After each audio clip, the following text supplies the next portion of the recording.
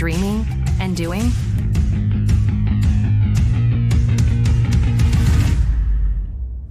Yeah, pretty much everything.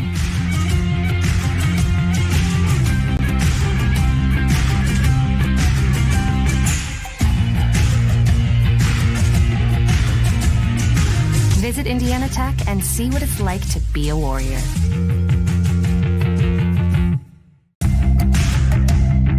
Tech goes by many names. Business, fine art, forensic science. Some think it's just technical. But really, tech means everything. Scholarships, internships, championships. It's professors who make time for you one-on-one. It's putting everything on the line. It can be fierce. It can be fascinating. It can be awesome. Most important, it's believing in yourself and what you have to offer the world. Because at Indiana Tech, warriors are prepared to lead a significant life.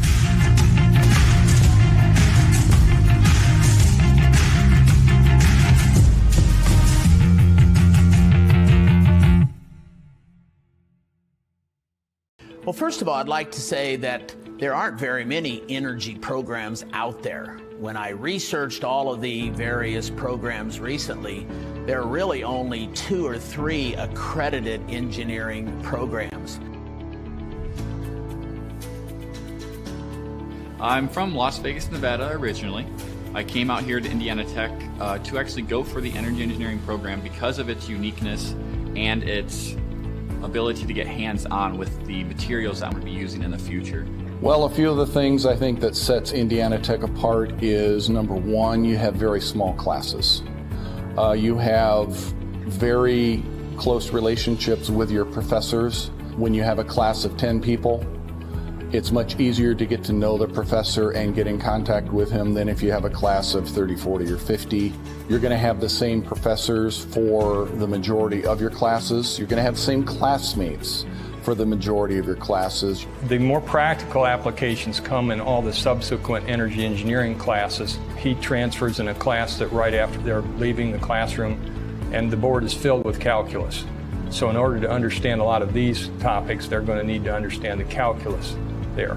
Calculus is the study of the rate of change, how fast things change. And depending upon whether it's energy engineering, industrial engineering, or whatever, they're going to need to use that and apply that.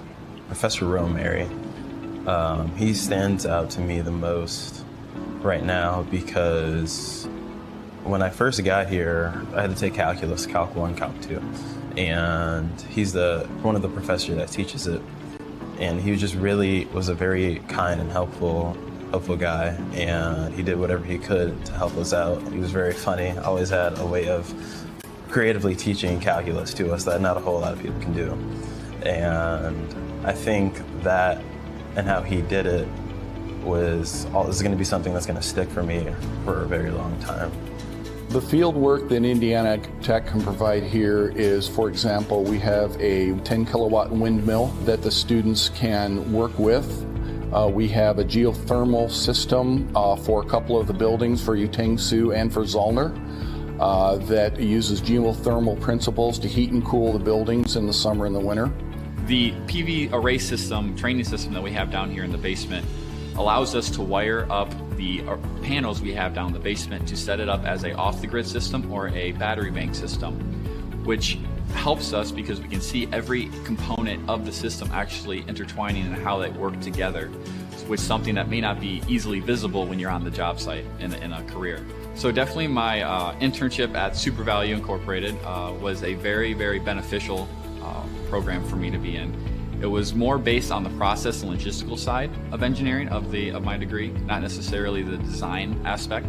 It helped me really learn how the most efficient way to do a task and some of the boundaries that come with trying to make things more efficient. One of the things that we've been very fortunate here at Indiana Tech is that we've had a grant through AEP to help subsidize our students in taking some of the various trips in spring break. Over the last 4 years, I have taken, along with a couple of other chaperones, I've taken almost a couple of dozen students to a trip to Germany and Switzerland that focused on renewable energy. We've gone to Iceland last year, focusing on geothermal energy, and we just recently returned from a trip to Costa Rica. Just last year, I went to Iceland with a couple of our peers, not even just energy engineers, but a couple of other engineering majors went along with us. And for me, that was the highlight of my college time. I mean, we learned a lot about like geothermal systems and how they converted to a country of basically like ran just by geothermal. But it wasn't just learning about that, it was also learning about their culture as well, you know, and the past and the history and where they plan to go in their future. And all those things combined, I think really kind of defines my experience here in Indiana Tech. You can be the smartest engineer in the world, but if you cannot talk to or work with other engineers and non-engineers, it's very hard to get anything done.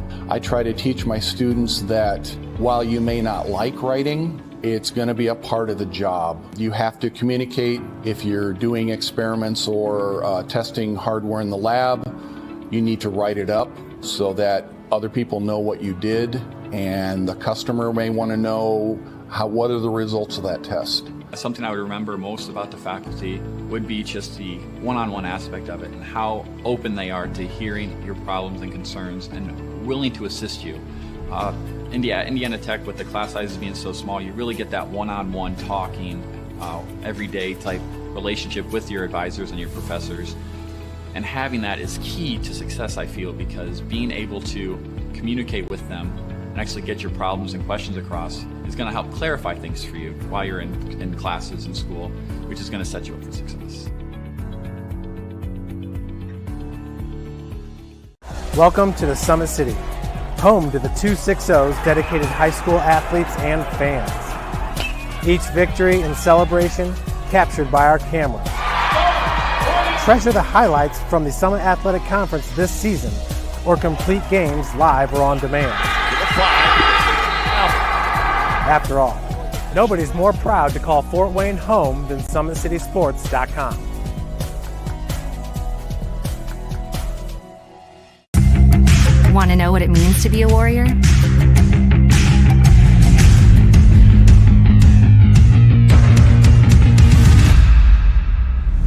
Yeah, pretty much everything.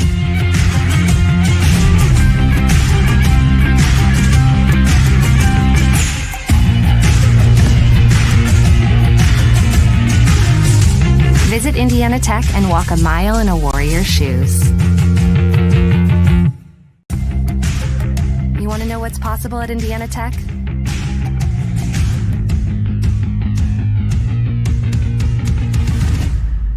Yeah, pretty much everything.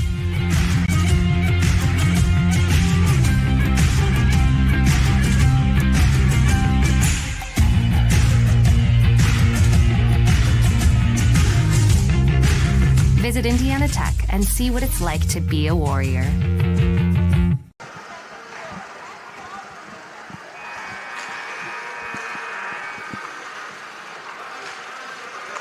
Welcome to Fort Wayne, Indiana, where we are live from the Parkview Sport One Ice House, where it is hockey night. Indiana Tech men's Division I team with their home opener tonight. They'll be taking on the Davenport Panthers.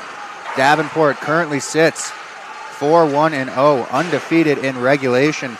They started their season off September 19th with a 1-0 win over Northwood University. The very next night, September 20th, they faced off against Northwood University yet again, this time falling 4-3 in overtime. After that, September 26th, Davenport faced off against Drury University.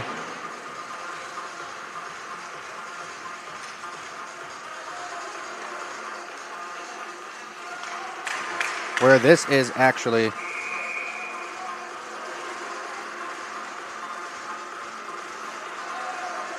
and I spoke too soon. I didn't look at all the stats here. Looks like they lost to Drury University, giving them the 4-1-0 status.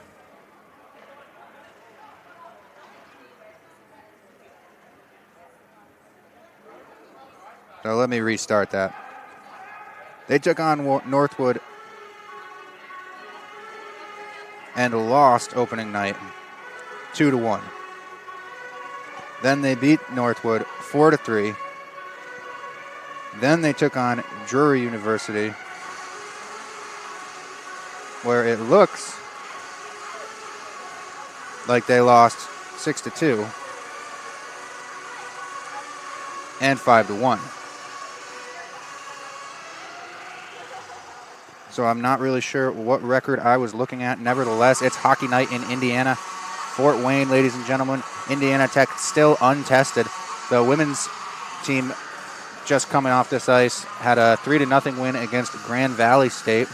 That game is broadcast on Indiana Tech Athletics YouTube channel. You can go back and watch that if you have any interest in doing so. For this season opener, the Indiana Tech Warriors already getting a pretty packed barn, even though we are roughly 15 minutes out from game time still. We will step aside one last time and be back with that action right after this. You're watching Indiana Tech men's ice hockey live from the Parkview Sport 1 Ice House, brought to you by Indiana Tech Athletics and Summit City Sports.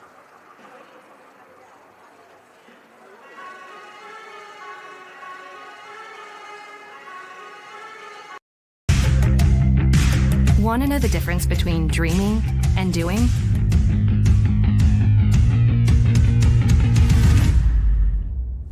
Yeah, pretty much everything.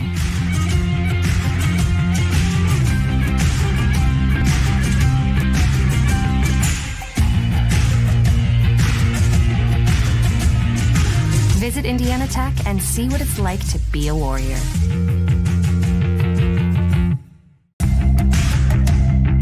Tech goes by many names. Business, fine art, forensic science.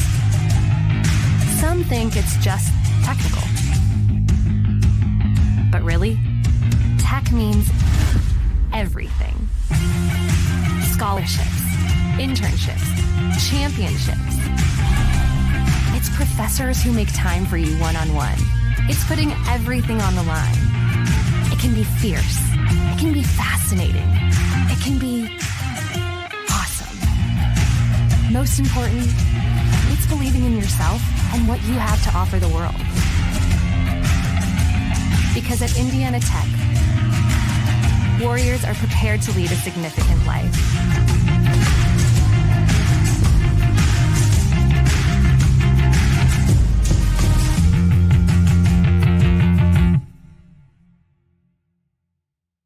Well, first of all, I'd like to say that there aren't very many energy programs out there. When I researched all of the various programs recently, there are really only 2 or 3 accredited engineering programs.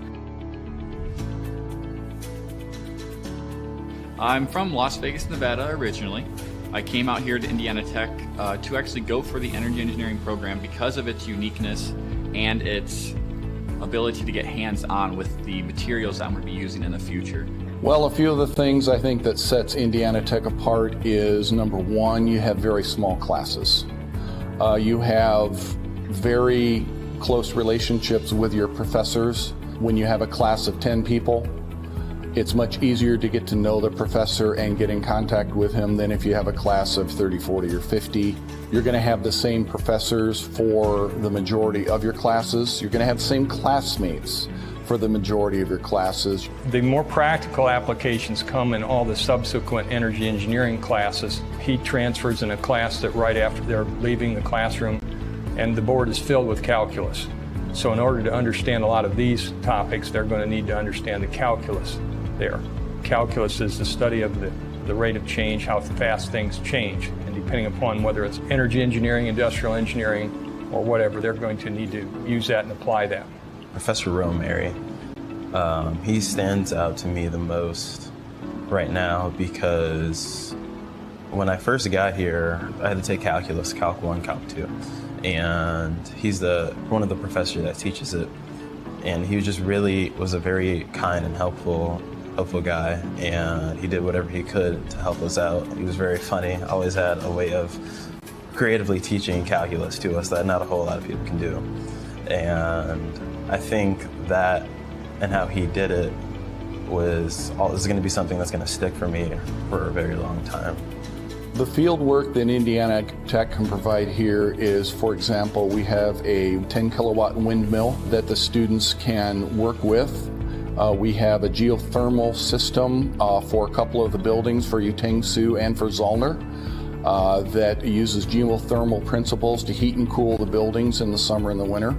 The PV array system, training system that we have down here in the basement allows us to wire up the panels we have down in the basement to set it up as a off-the-grid system or a battery bank system, which helps us because we can see every component of the system actually intertwining and how they work together, which is something that may not be easily visible when you're on the job site in a career. So definitely my internship at Super Value Incorporated was a very, very beneficial program for me to be in.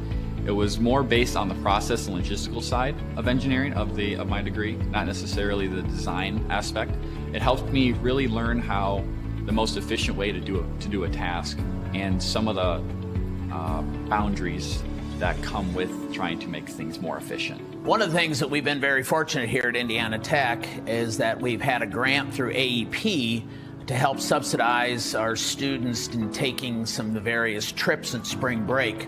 Over the last 4 years, I have taken, along with a couple of other chaperones, I've taken almost a couple of dozen students to a trip to Germany and Switzerland that focused on renewable energy.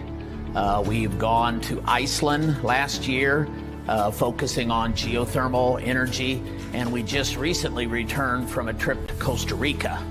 Just last year, I went to Iceland with a couple of our peers, not even just energy engineers, but a couple of other engineering majors went along with us. And for me, that was the highlight of my college time. I mean, we learned a lot about like geothermal systems and how they converted to a country of basically like ran just by geothermal. But it wasn't just learning about that, it was also learning about their culture as well, you know, and the past and the history and where they plan to go in their future. And all those things combined, I think, really, really kind of defines my experience here in Indiana Tech. You can be the smartest engineer in the world, but if you cannot talk to or work with other engineers and non-engineers, it's very hard to get anything done. I try to teach my students that while you may not like writing, it's going to be a part of the job. You have to communicate. If you're doing experiments or testing hardware in the lab, you need to write it up so that other people know what you did, and the customer may want to know what are the results of that test. Something I would remember most about the faculty would be just the one-on-one aspect of it and how open they are to hearing your problems and concerns and willing to assist you.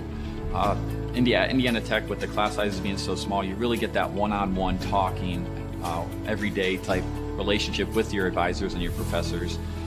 And having that is key to success, I feel, because being able to communicate with them and actually get your problems and questions across is going to help clarify things for you while you're in classes in school, which is going to set you up for success. Welcome to the Summit City, home to the 260's dedicated high school athletes and fans. Each victory and celebration captured by our cameras. Treasure the highlights from the Summit Athletic Conference this season, or complete games live or on demand. After all, nobody's more proud to call Fort Wayne home than SummitCitySports.com.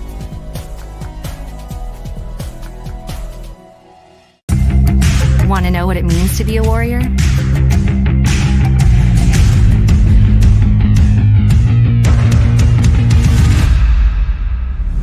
Yeah, pretty much everything.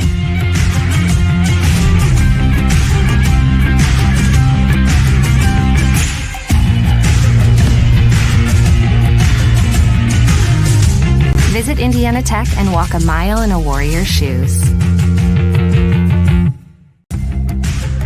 You want to know what's possible at Indiana Tech?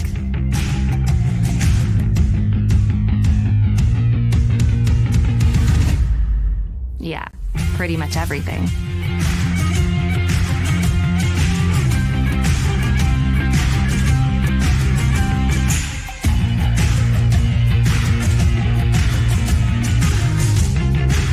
Visit Indiana Tech and see what it's like to be a Warrior. I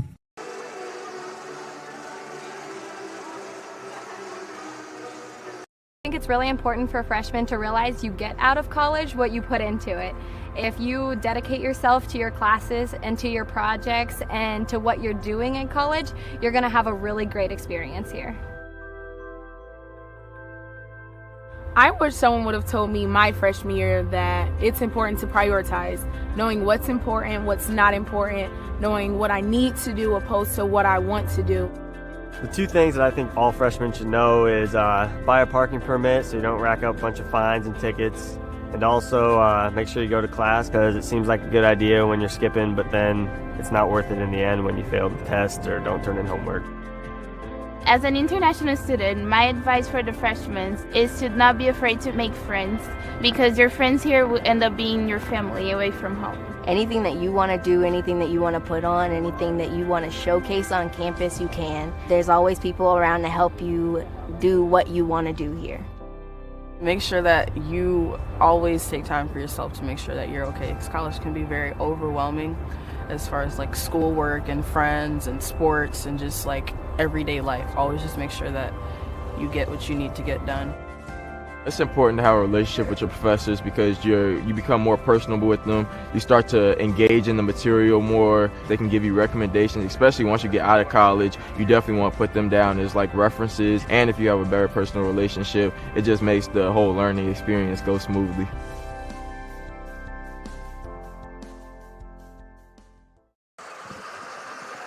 Welcome back to the Ice House, folks. This place has filled out pretty well since we last talked.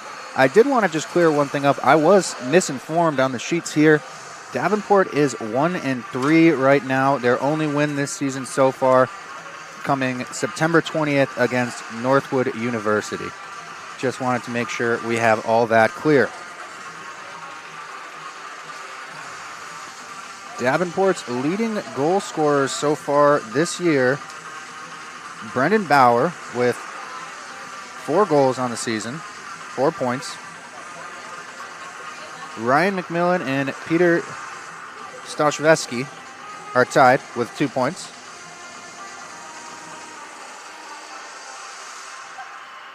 And that is all they have going for them right now. Mind you,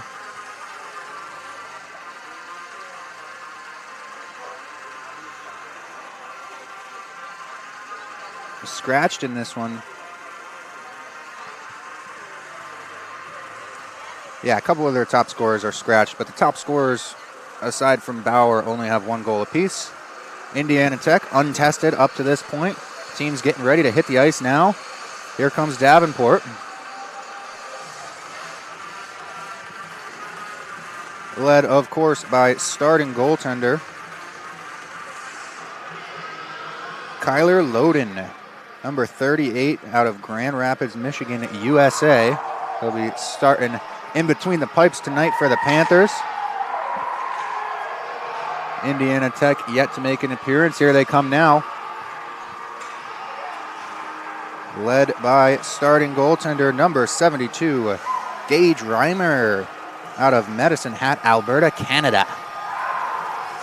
Starting us off in between the pipes tonight.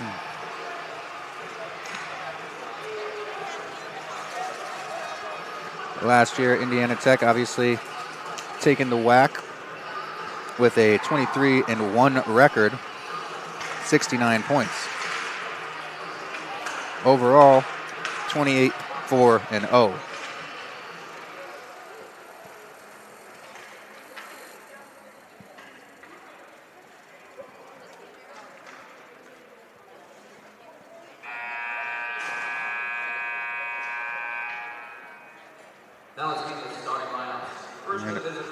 We'll step aside for starting lineups and the national anthem.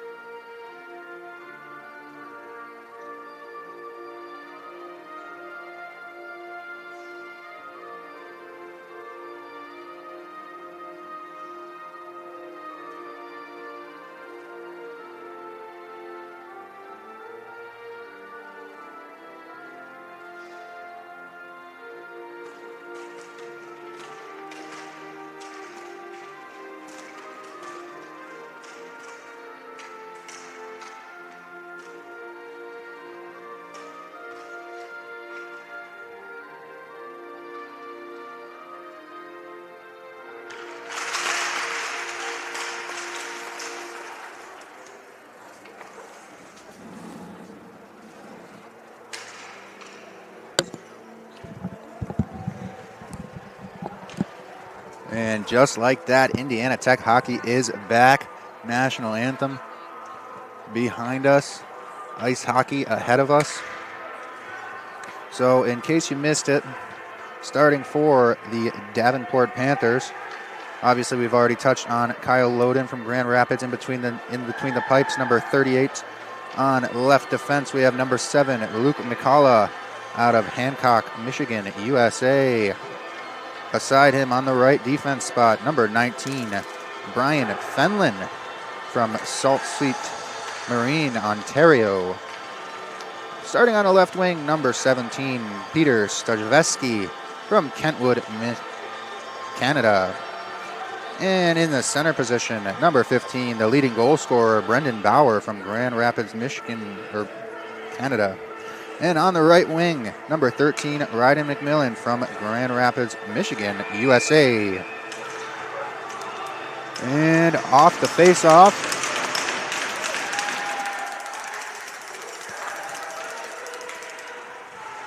Indiana Tech with it now. Centiniello trying to get that pass on the half wall, unable to do so. He takes a hit now. And Davenport coming out early on the attack here. Finally, Indiana Tech gets it out of the zone on the stick of Malik Ali. He drops it off. And the forecheck for Indiana Tech will go to work. Davenport taking their time on the breakout. McMillan drops it off, and the shot into the chest of Gage Reimer. First shot of the match. And Reimer freezes it. We'll have a defensive zone face-off for the Indiana Tech Warriors.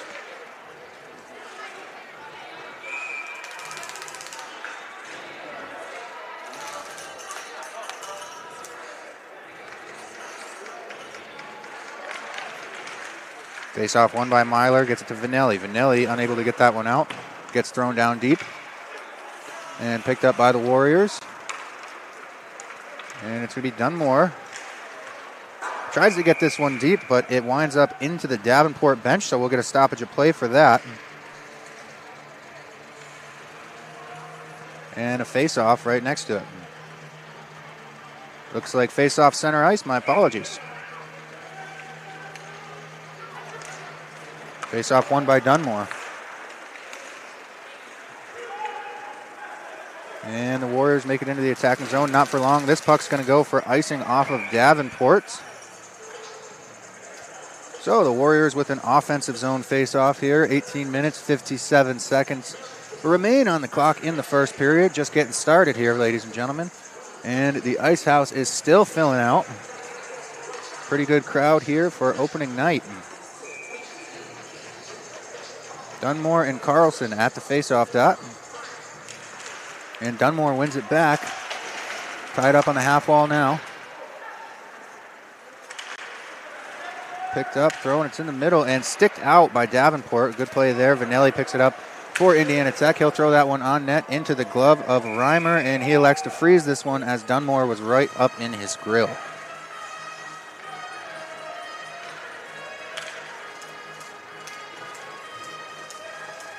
Both teams changing up some personnel.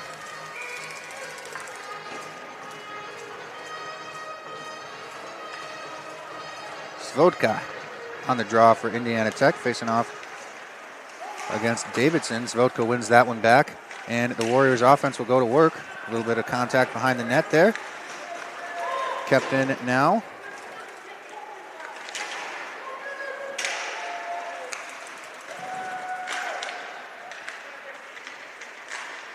Battling along the halfway. It's Davenport's. Comes away with it. And thrown deep by Simon Davidson. Picked up in the corner by Myler. Rimmed around, and Indiana Tech is out of their zone. Pass intended for Mocknick. Doesn't quite get to him, and that one is going to wind up going for icing.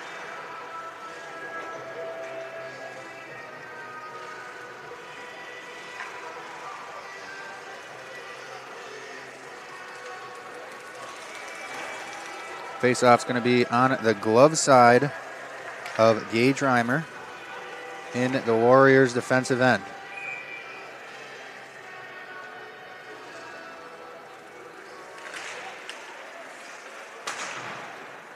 Picked up by the Warriors off the face-off and cleared. Mocknick trying to get to it. Picked up now by Tabner Gutschik.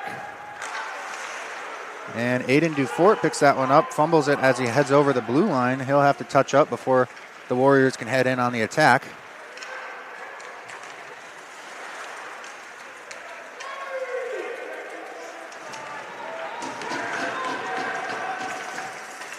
And off the wall, Davenport turns it over in the neutral zone. Indiana Tech going to regroup now. Throws it off the stick of the goaltender there. Not sure if that was the intention, but no harm, no foul. And Anderson, his pass gets broken up. Almost thrown deep there. And Davenport makes their way through the neutral zone. McMillan's the first one to this one, beat out the icing. Dufort picks it up behind his own net. Throws that one up the half wall and winds up with Felix Applewhite. Santaniello takes that one, chases that one into the zone, I should say.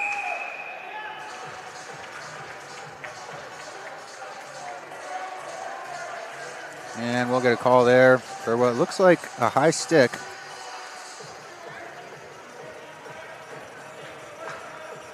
A slash.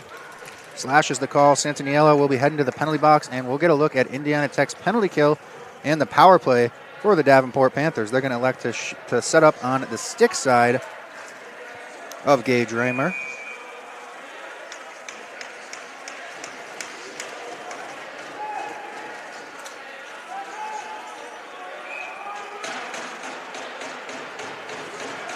A little bit of a delay on the face-off as Brendan Bauer is thrown out, and Mullally wins that one, and it's hard rimmed around, but kept in by Kelly at the blue line for Davenport. They'll try to set something up here on the man advantage.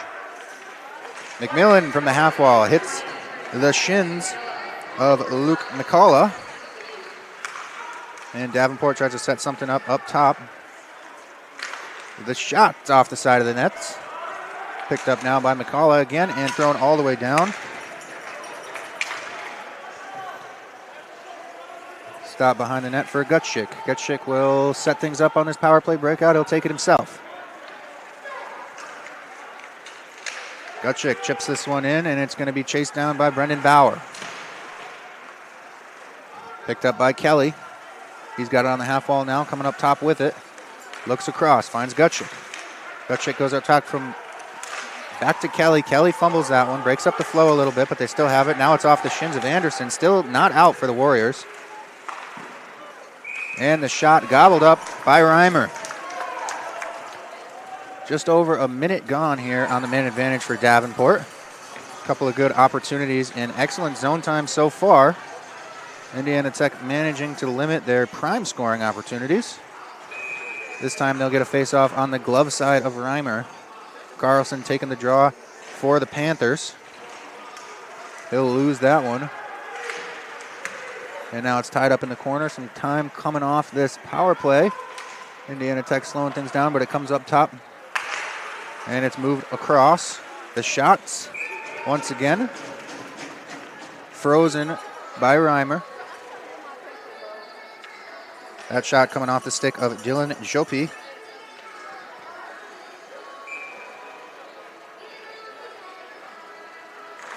Face-off won by Delali and the Warriors. Rim that one around, and it is kept in by Fenlon at the blue line. Davenport still trying to get something set up. A little bit of a mishandle there at the blue line by Jopi, but kept things together. That shot goes wide. Fenlon's going to pick it up at the blue line. Throw it right back down deep. 20 seconds left on the man advantage. Davenport finally trying to get something set up here. Shot, that one gets deflected high and wide. And the rebound, another save. Excellent work there by Reimer as this power play is into its final seconds, and it will expire. Indiana Tech back to full strength. Puck chipped up to Santaniello as he just got out of the penalty box. He gets bumped off of it.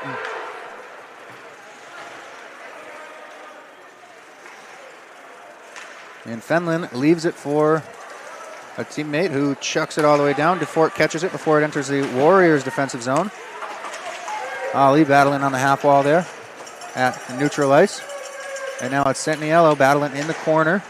He comes away with it. Gets it up top, and it's thrown right back in by DeFort. And DeFort's got it again now. He'll walk in, take a shot. That one's off the shins.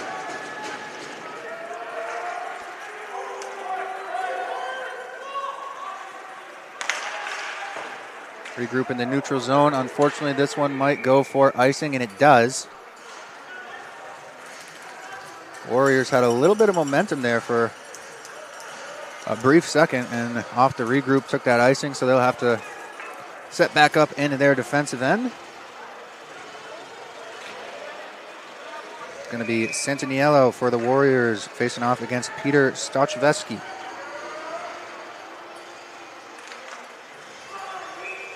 And Santaniello gets tossed. He will be replaced. And Davenport wins the draw.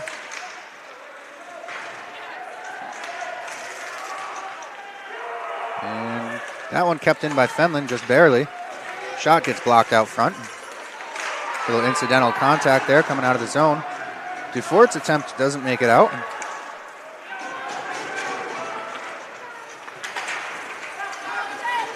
And Ali, with some pressure, manages to get that one out.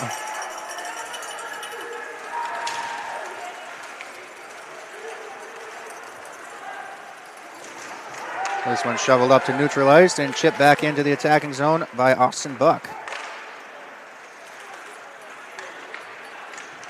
Panthers make their way through neutral ice, throw that one deep, and go for a change.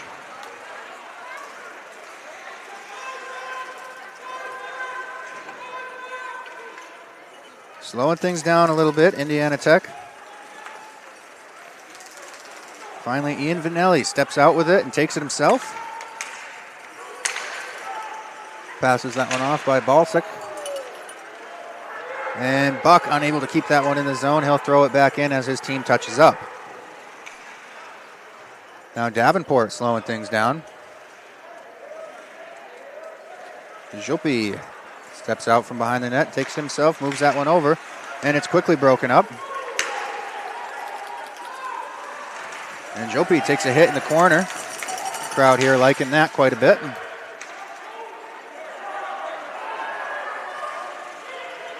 Hathcock with it now.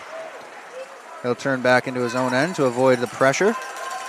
He'll set this one up behind his own net. Indiana Tech trying to control the pace of this game. And he'll step out and take it himself. We're seeing that trending on both sides of the ice right now. Gets that all the way in and loses it just as he enters the corner.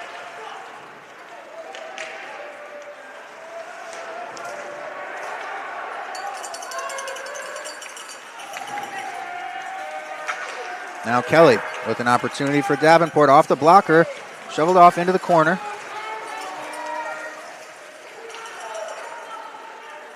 Battle down in the corner and coming away with it. It's going to be Davenport with another shot. This one goes wide.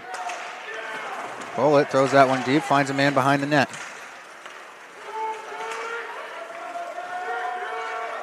And another shot off the blocker of Reimer. Indiana Tech finally gets this one out of their own zone. Appleites battling there in front of the bench. And now we've got a 3-on-2 for Davenport. The shot into the chest of Gage Reimer. Possible opportunity wasted by shooting that one.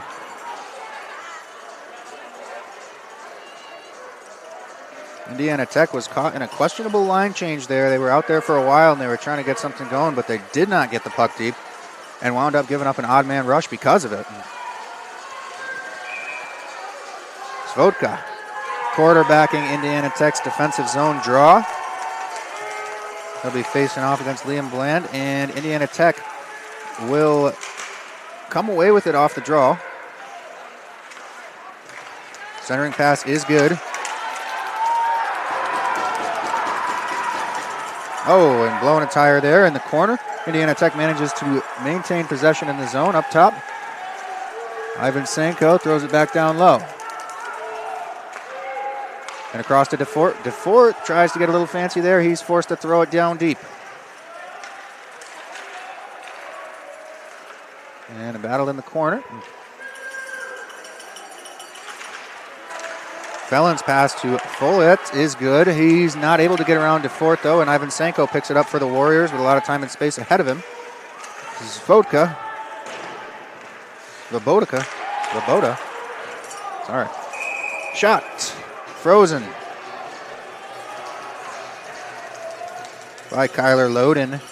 And we'll have an offensive zone face-off for the Warriors on the stick side of the Davenport goaltender coming up. Santaniello steps in for the Warriors, facing off against Stoshvek. And Santaniello wins it back. Buck throws it down deep, and the Warriors' forecheck will go to work.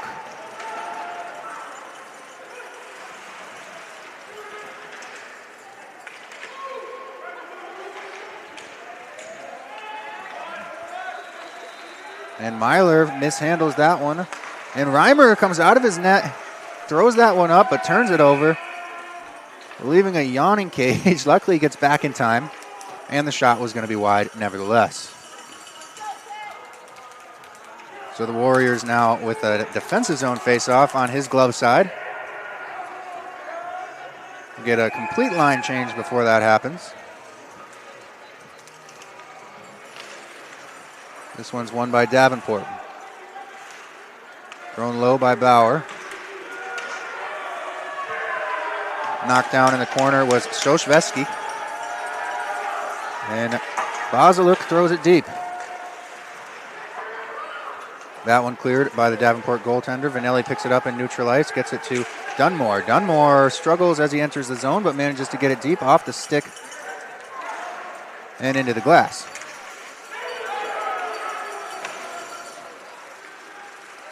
Hatchcock moves it up to the wing, Austin Sawyer. And Basiluk fails to get that one under control. It gets tossed back down behind Indiana Tech's net.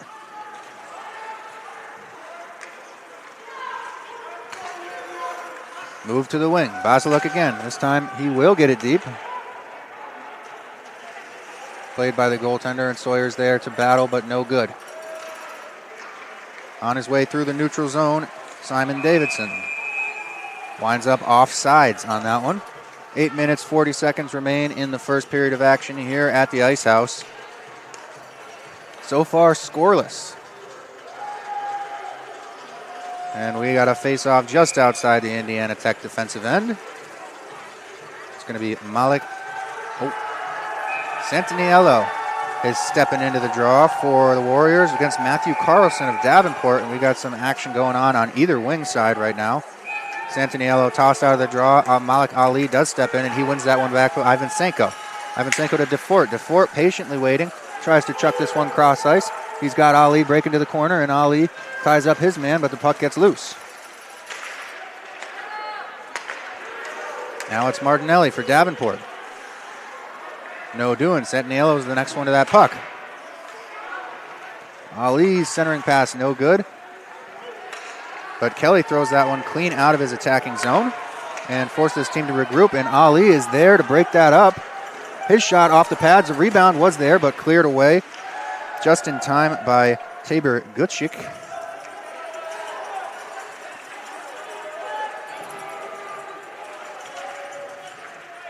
Right up on that wall. It's a bit of a blind spot for me with the sizable crowd here at the Ice House tonight.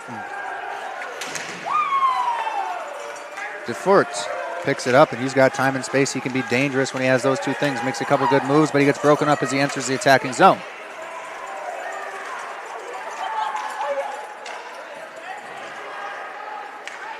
And Kelly picks it up for Davenport. He'll get over the red line.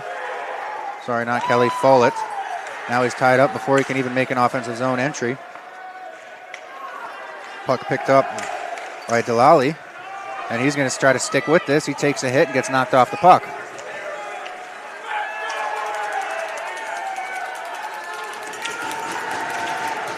Gagner throws that one back in, but it's maintained possession by Davenport. And Delali gets this deep finally. Indiana Tech getting a much-needed line change. And trying to throw a big hit there was Felix Appelt. And Anderson with it now as he enters the offensive zone for the Warriors. His shot off the pads. And the net has come off its moorings.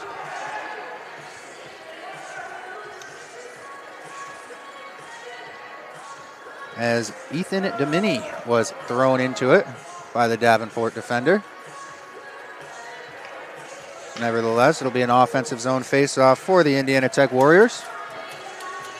6 minutes, 39 seconds remain in the first period of action. At the face-off dot, Dunmore wins it back.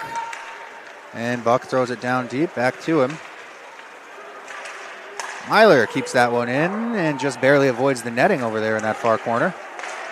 And the shot from point blank is blocked by Jupi.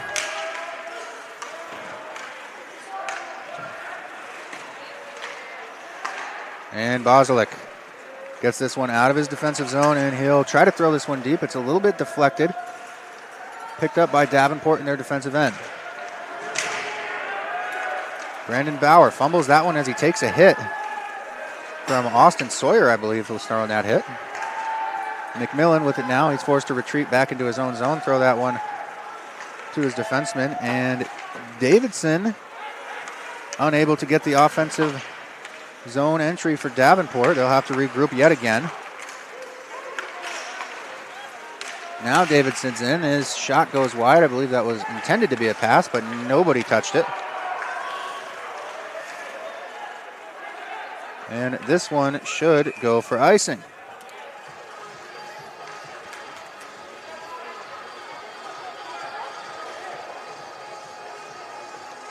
Indiana Tech making it very difficult for Davenport to enter their defensive end today.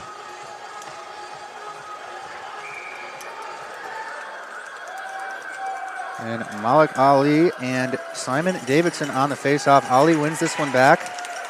Kind of a loose puck picked up by Doucette. And now it's out. Ivan Senko trying to make his way through the neutral zone. He gets a stick on it to stay with it.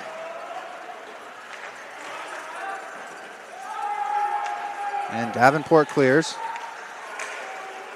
Forced to head back. Indiana Tech protecting that blue line hard. McLaughlin drops to Kelly. Kelly trying to get that one across to Carlson, but no doing.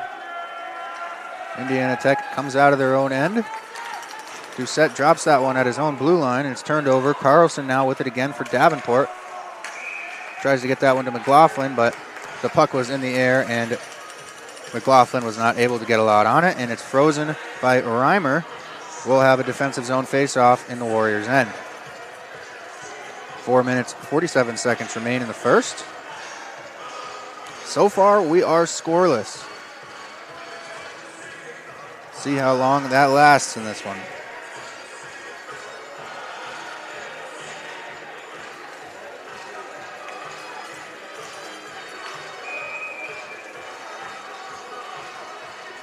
Off the face-off. It's going to be Indiana Tech. Come around, and Svodka wasn't aware that pass was intended for him. He was looking the other way, but Vanelli picks it up and gains the offensive zone. Svodka now with a slap shot into the chest of Kyler Loden.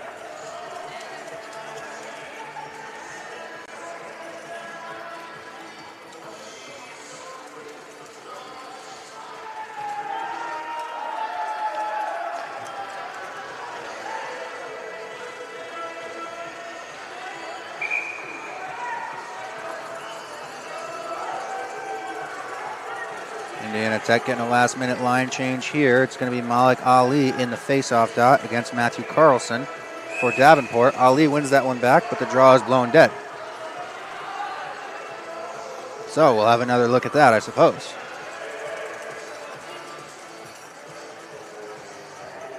On the second time around, Ali wins it back to Vanelli. Vanelli with it up top, looking for a lane. He finds one, but it's right into the glove of Kyler Loden. So we will have a third round of that same face-off. It looks like Davenport's going to change some personnel. Some conversations are being had out there between players.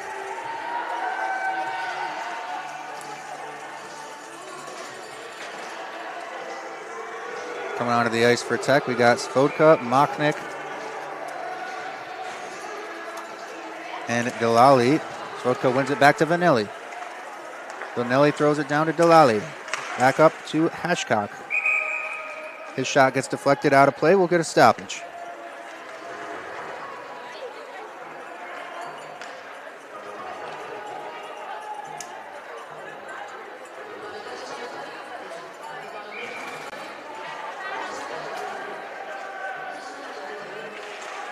Off the draw, one back again. Vanelli's got it again. This time his shot off the shins of McMillan, but it stays with Indiana Tech. McMillan has it now. He'll try for the centering pass. Doesn't connect with Bauer, and Hatchcock picks it up. He's forced to get rid of it as Bauer's pressuring him, and a big hit there by Svodka as he heads to the bench.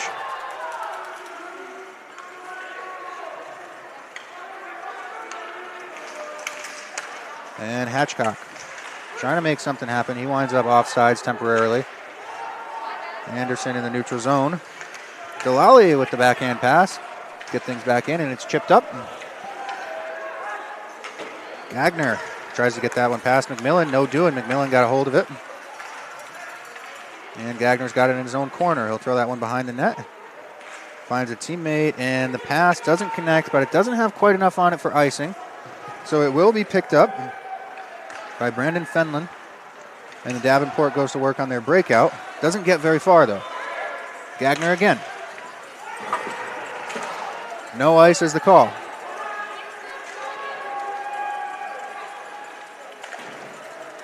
McCullough with it in the corner for Davenport. He'll rim it around the near side. Buck tied up his man, and the pass goes all the way out to neutral ice. Anderson with it now. He'll dump this one into the far corner.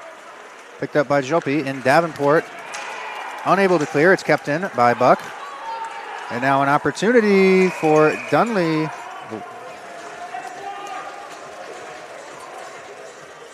Jamini, I'm sorry, with the shot there, which was ultimately frozen by Kyler Loden. Indiana Tech getting a lot of zone time here late in the period and minimizing the zone time of Davenport. Wonder how long this can go on for in a 0-0 game. And rimmed around.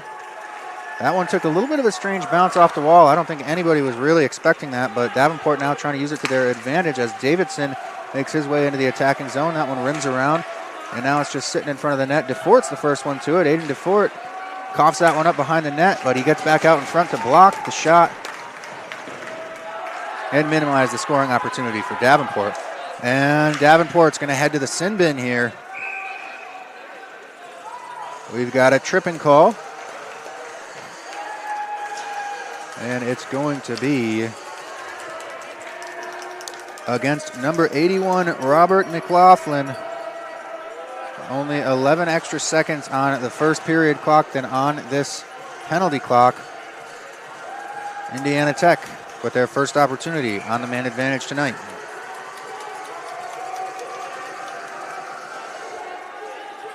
Dunmore at the draw. He'll win that one back. Gets it up to Ivan Senko. Across to Vanilli. Vanilli throws that one down. Back up top. Ivan Senko with a look. He'll try to get that one across, and he does. Gets it over to Dunmore. And Dunmore slowing things down at that half ball. Drops it back to Boziluk. Dunmore picks it up again. He's going to try to get this up top, and he does. Vanilli with it now. And Dunmore with the shot into the glove of Loden. Just over 30 seconds ticked away on the man advantage. Face-off will be set up on the stick side of Loden with power play unit number 2 by the looks of it.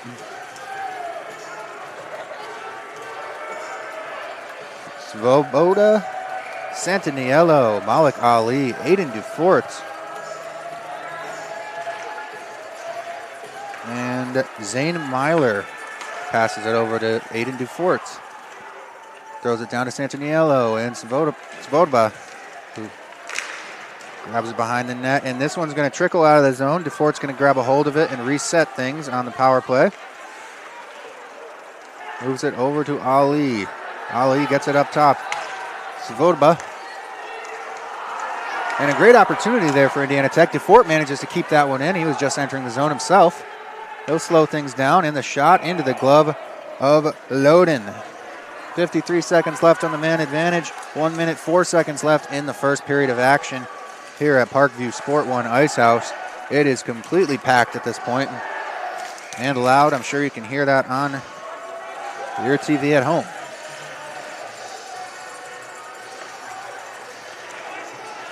Face off, won by Davenport, but Ivan Senko keeps it in.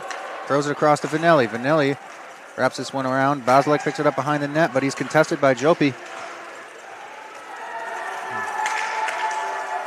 Up top to Vanelli with the lane. He finds his man, and it scores! Starting off the scoring, it's Dunmore to put Indiana Tech up by 1 late in the first period.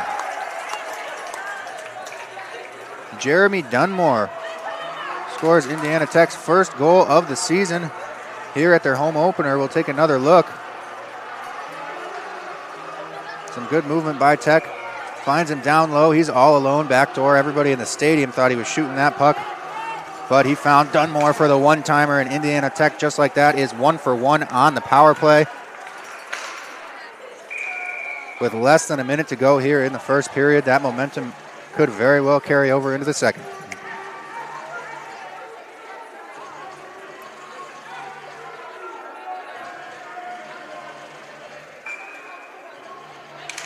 And face-off, one back. Davenport makes the zone entry, and the shot off the pad of Reimer. Picked up by Delali and chucked up high and out of play.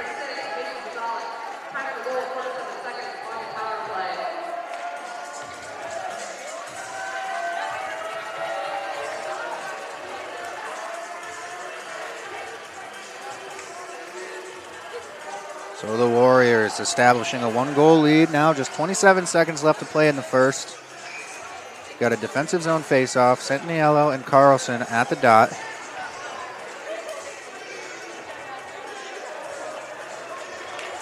Centinelo wins it back. Rimmed around, picked up by Ali at the blue line. He's not able to control it. Kelly grabs it and throws it in for Davenport. DeFort's got it on his stick now. He'll hit the reverse, and Centinelo is the first one there to pick it up. He takes a hit, and the puck gets loose.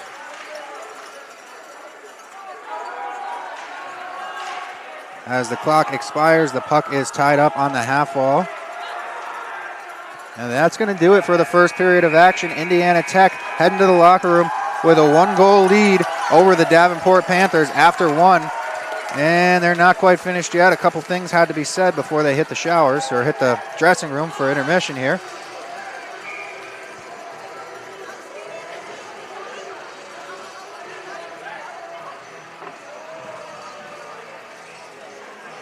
We'll take one more look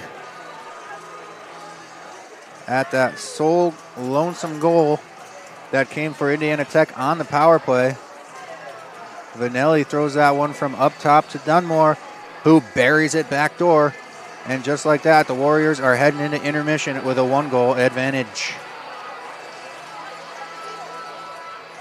I'm Eric Hosmer. You're watching Indiana Tech men's ice hockey live from the Parkview Sport One Ice House, brought to you by Indiana Tech Athletics and Summit City Sports. We'll be right back after this. Want to know the difference between dreaming and doing?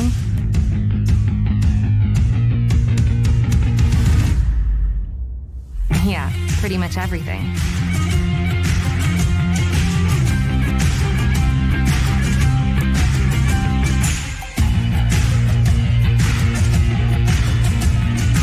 Visit Indiana Tech and see what it's like to be a Warrior.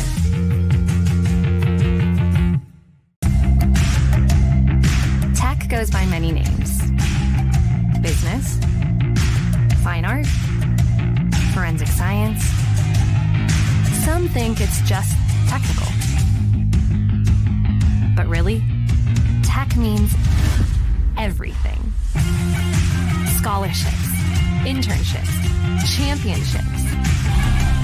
It's professors who make time for you one-on-one. It's putting everything on the line. It can be fierce. It can be fascinating. It can be awesome. Most important, it's believing in yourself and what you have to offer the world. Because at Indiana Tech, Warriors are prepared to lead a significant life.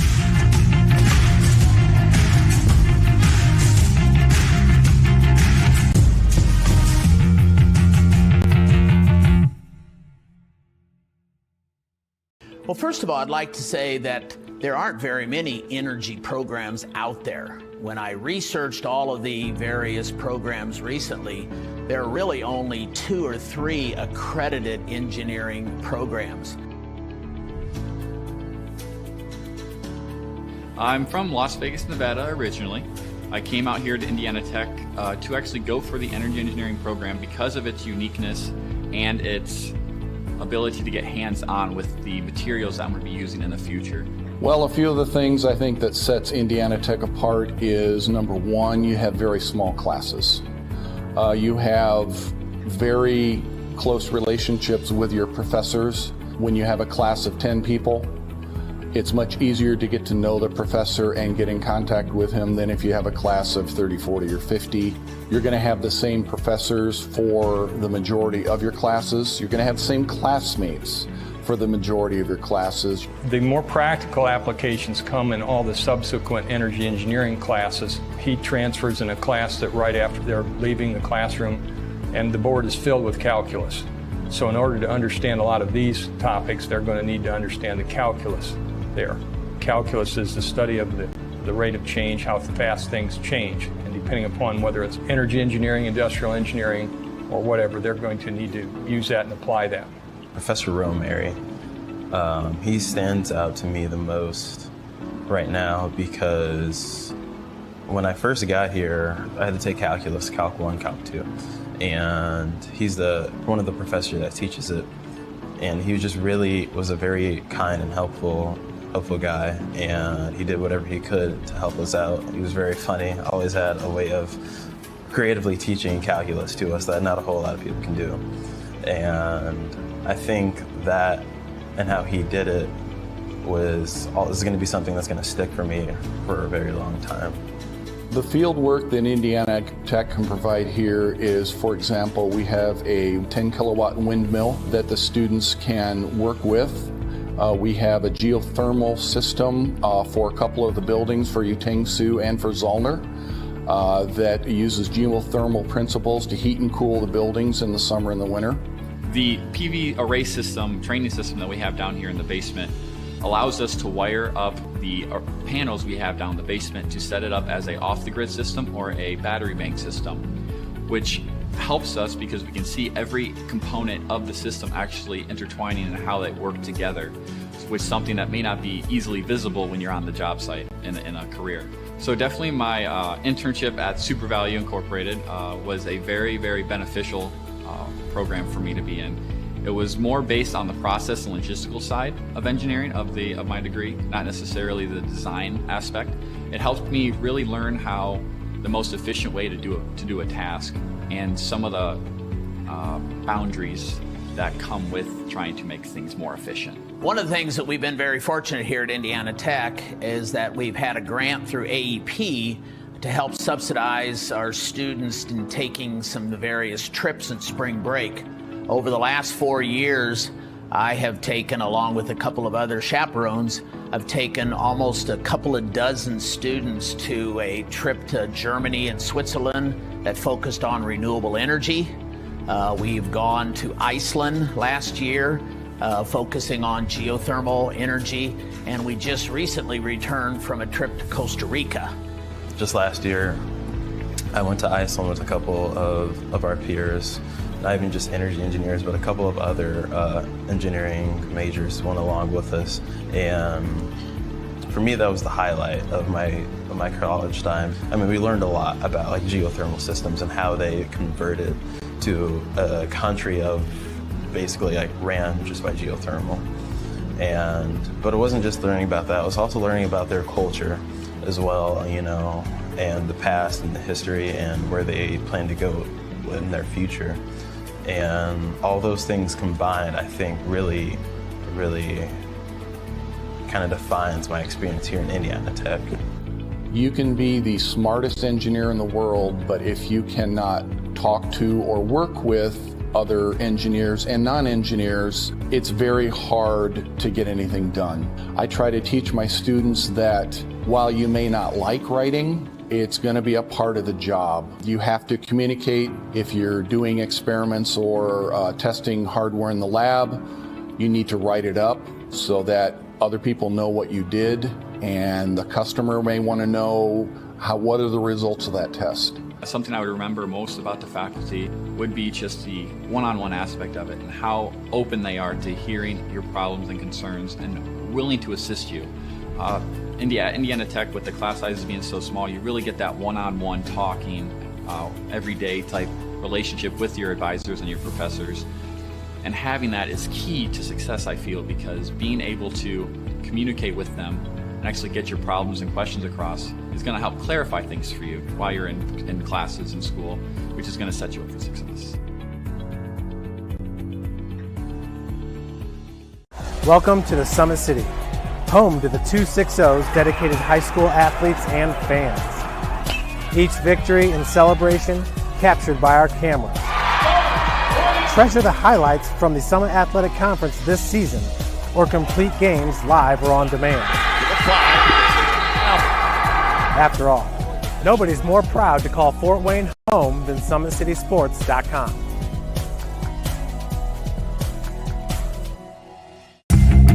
Want to know what it means to be a warrior?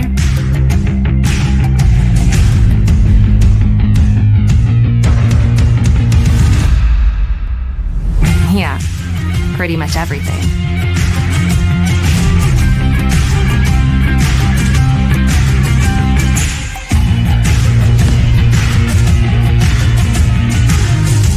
Visit Indiana Tech and walk a mile in a Warrior's shoes.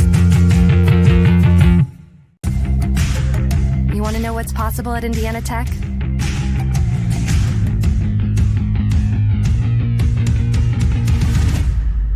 Yeah, pretty much everything.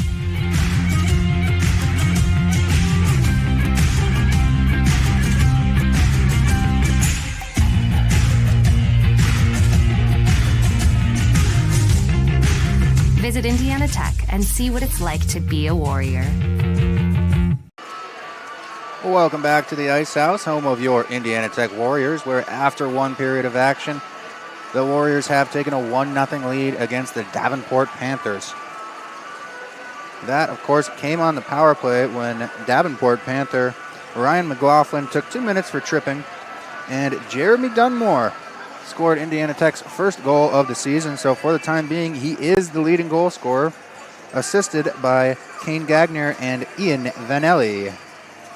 That one came late in the period, 19 minutes and 13 seconds in, and we'll take another look at it right now.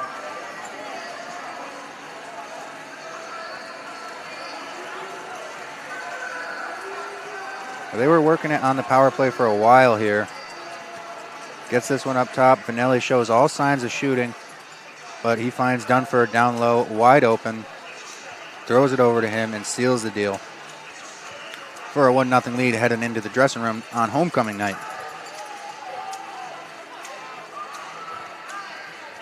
Additional stats after one period of action.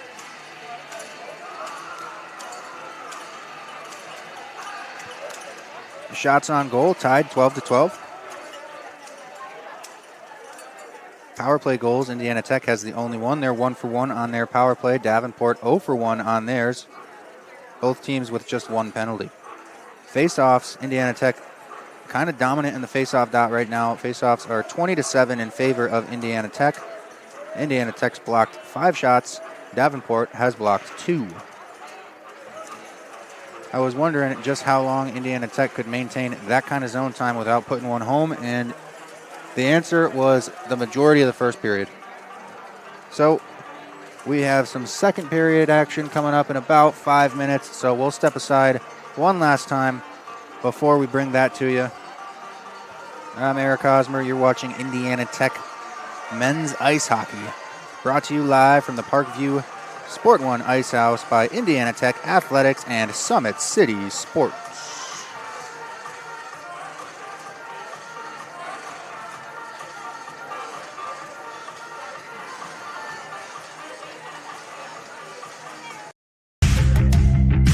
Want to know the difference between dreaming and doing?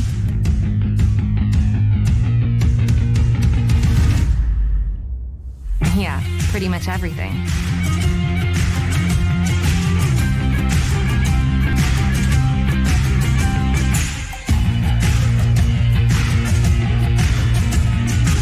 Visit Indiana Tech and see what it's like to be a Warrior.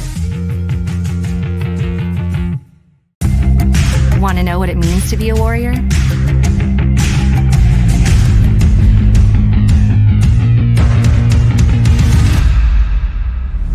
Yeah, pretty much everything.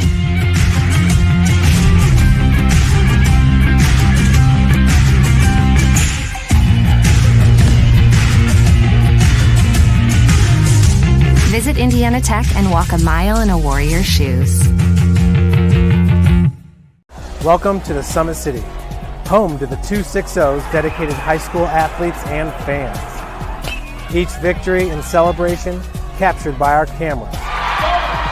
Treasure the highlights from the Summit Athletic Conference this season, or complete games live or on demand. After all, nobody's more proud to call Fort Wayne home than SummitCitySports.com.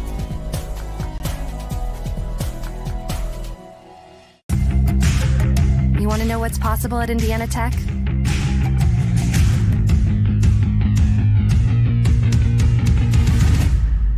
Yeah, pretty much everything.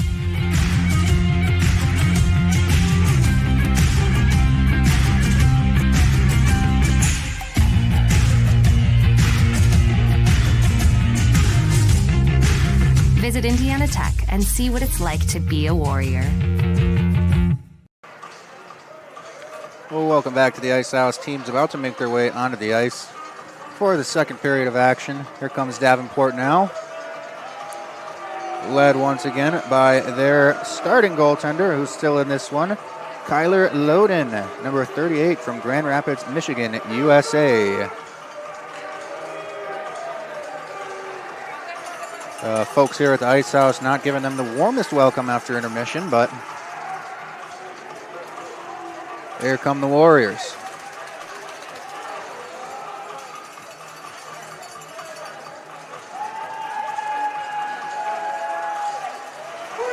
Story of that first period was Indiana Tech wearing Davenport down.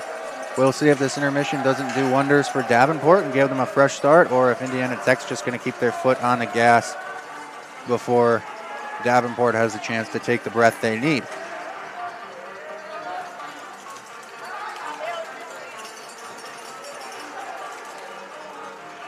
One thing's for sure, Indiana Tech currently has a 100% power play rating, so I would want to stay out of the box if I'm on the Davenport Panthers. It's only going to hurt your team.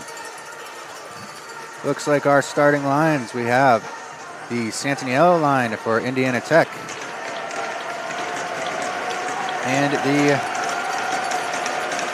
Stokovic line for the Panthers. Stajevski line, I should say. He's got Bauer to his left, leading goal scorer for the Panthers. And we're going to get a false start on that face-off. Zuget is in for the Warriors. He wins that one back. He's got it to DeFort now, and Santaniello's shot goes into the glove of Kyler Loden, and we'll get a stoppage less than 10 seconds into the second period. Oh. Sorry about the graphics, folks.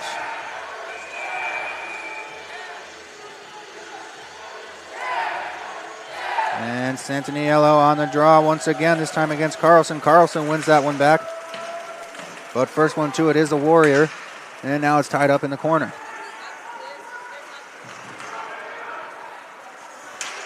Trying to get that one out, but Duguette is there.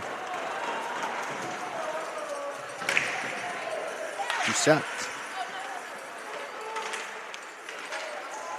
And kept in by Dufort. His shot goes wide, but it's going to be picked up by Ivan Senko on the opposite side of the blue line. Dufort with a good pinch there. He's got it. He'll center this one in the shot. This one goes wide off the stick of Doucette. Oh, and a big hit there on Carlson.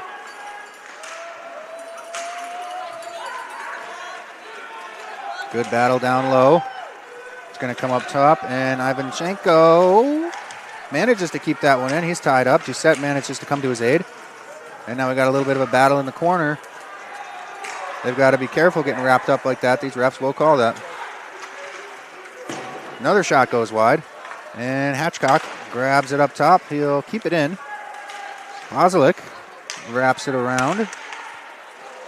And Sawyer accidentally throws that one out. He thought Dufort was going to be closer to the wall there.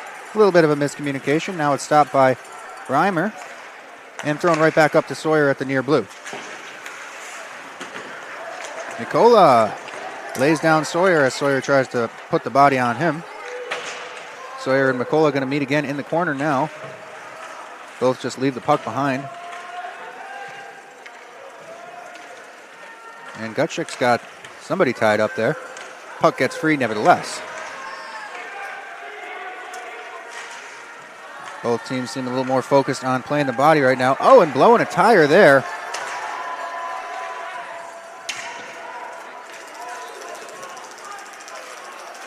Warriors have it in the offensive zone. It's Hitchcock.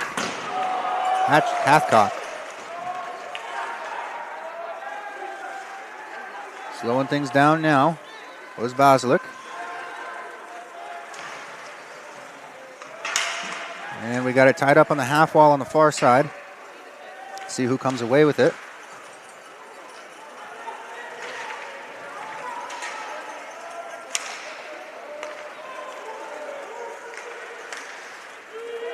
Good touch there by Delali to get that one in deep.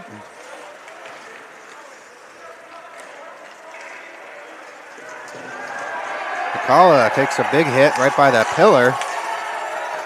Fans here at the Ice House cheering that on. And Delali manages to get that one deep. Davenport comes out of their own end. Got an offensive opportunity. Unable to get it by the Indiana Tech defense, though. Delali with the centering pass. Off to the races now. It was Mocknick, but his pass didn't connect. So it's thrown in. Davenport picks it up behind their own net, and they'll head up ice. Pass to Follett didn't connect because Buck was right on him. Gagner to Buck behind their own net. Up top, unable to get it out there, but manages to do so now was Anderson. Domini's shot goes off Jofi's shin guards. A little tongue twister there. DeFort goes cross ice to his defensive partner, and the Warriors manage to get it deep once again. Jopi turns that one over, trying for the breakout pass, but he picks it up himself, and off the boards, can't get it by DeFort. In and out of the glove of Loden, and he ends up having to freeze that, as Ethan Domini was pressuring pretty hard there. 15 minutes, 52 seconds remain here in the second period of action. Indiana Tech leads by 1. That goal coming late in the first period on the power play. Offensive zone face-off. It's going to be Carlson and Santaniello. Carlson wins that one, but Indiana Tech quickly recovers the puck. Taking it to the slot now, and it could be anywhere. And it's a goal!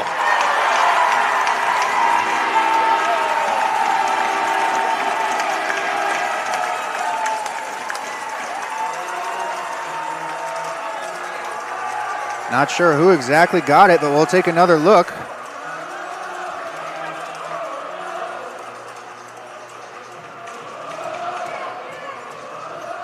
Wasn't quite as pretty as their first one, but a goal's a goal, and the pressure is on right now. Off the backhand, gets a little bit chaotic, and they are now actually signaling no goal. So we'll take that off the board. Some mixed signals from the referee. We didn't have a great angle on it from here, so tough really to make a judgment on it, but nevertheless, we'll redo that face-off. Davenport wins it, and they are out of the zone. Off to the races is McLaughlin. And that shot goes wide. Malik Ali picks it up, throws it across to Doucette.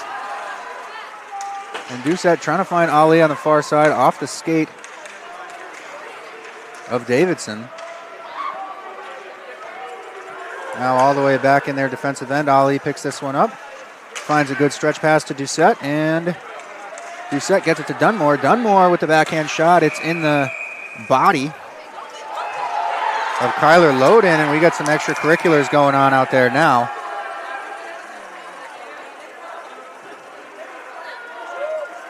Davenport player slow to get up.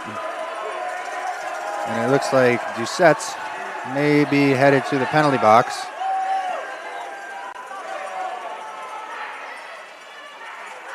Not as of now.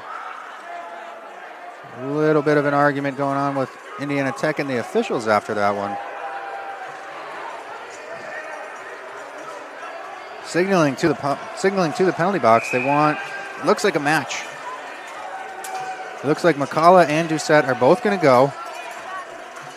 Wonder if it'll be 4-on-4 action. Captain's getting this sorted out over by the scorer's table.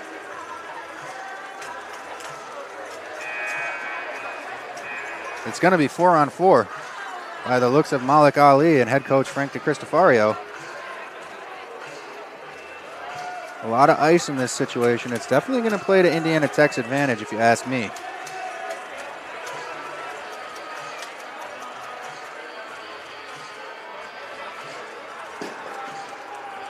So Indiana Tech elects to go with Myler, Dunmore, Vanelli, and Boziluk as their 4 skaters.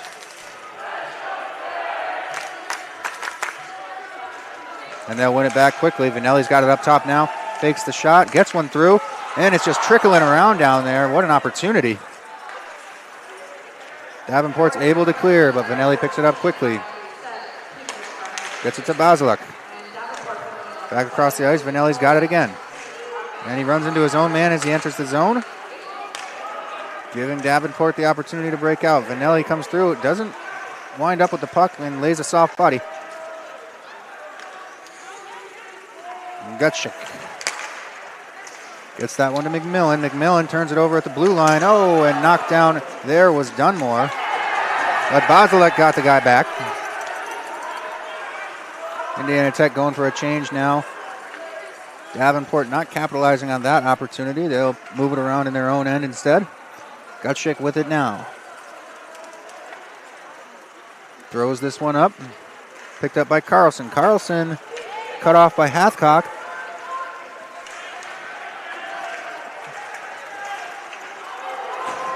Now Carlson all alone with it in the corner, and he's met. Davenport with an opportunity. Is it loose? The referee blows this one dead. A little bit of confusion on the 4-on-4 for the Indiana Tech Warriors in their defensive zone there. That puck was never really in solid possession of anybody.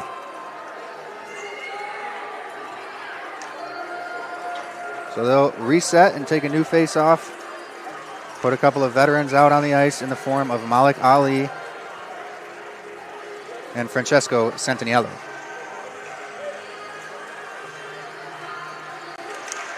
And Indiana Tech wins that draw. They'll come away with it. They'll slow things down here. Gets it over to Malik Ali.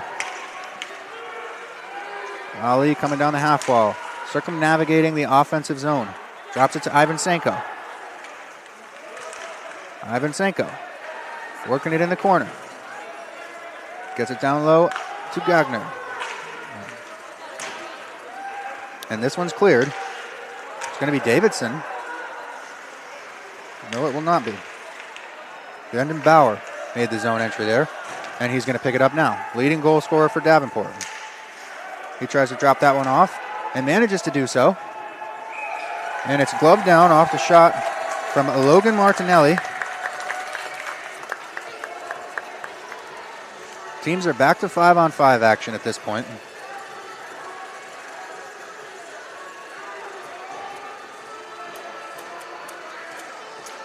Just over 13 minutes left in the second period of action.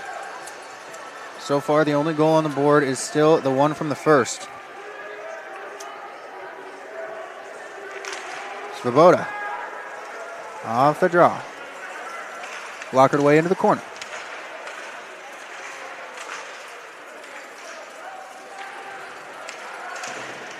And it's all tied up now. Svoboda trying to get that one. Basilek picks it up on the half wall. He's got Sawyer wide.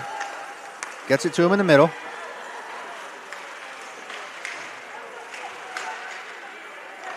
And coming the other way with it now is Blackburn, and he winds up offsides.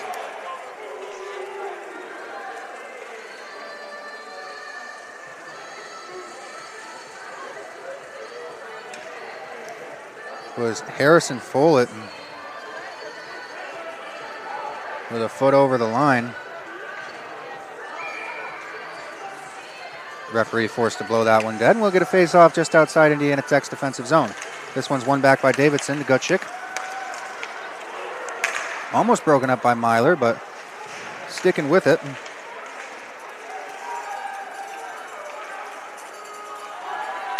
McLaughlin in the corner. This one gets up to the blue line. And Gutschik with a shot. That one gets deflected up high into the netting. We'll get a stoppage of play.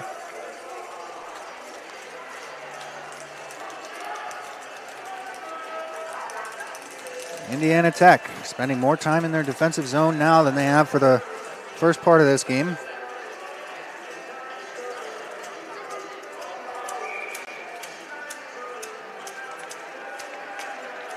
Davidson and Anderson on the faceoff dot. And it's tied up, won by Davenport.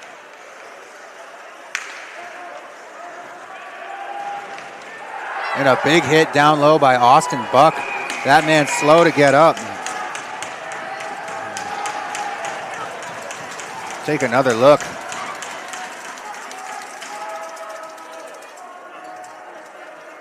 Buck is a big guy. And you'll see him down in the corner there. Just take a man to the wall.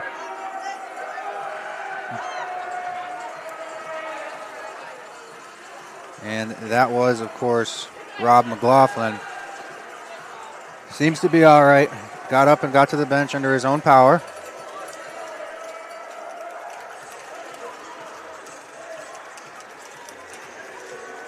Davenport pleading for a call here. The referees figuring out what it might be. I think interference is certainly ruled out. Maybe, I mean, from our angle it looks clean, but it's tough to tell from all the way up here. We'll see what the gentlemen in the striped shirts have to say about it.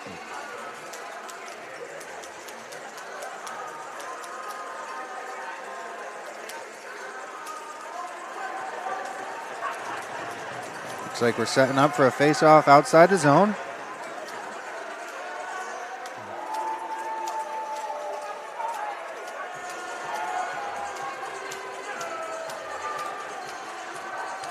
And that'll be that.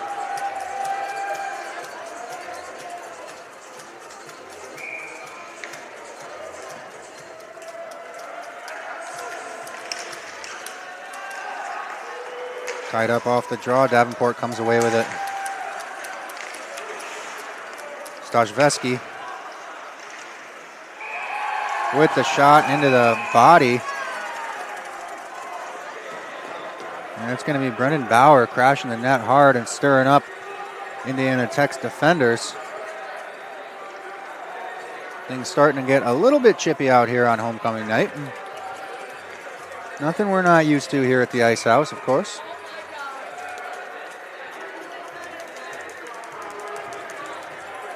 Stajveski steps into the draw for Davenport. And he'll win this one back to Gutschik. Gutschik shots off the pad of Reimer and picked up by,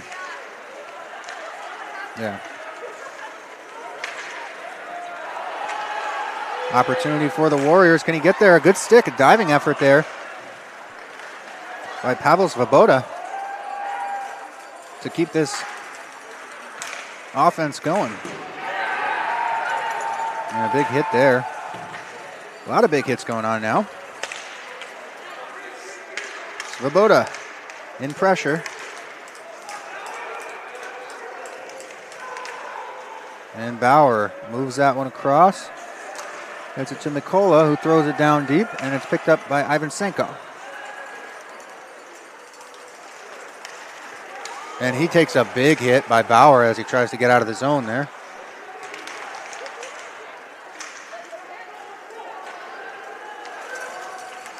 Mikola throwing his weight around.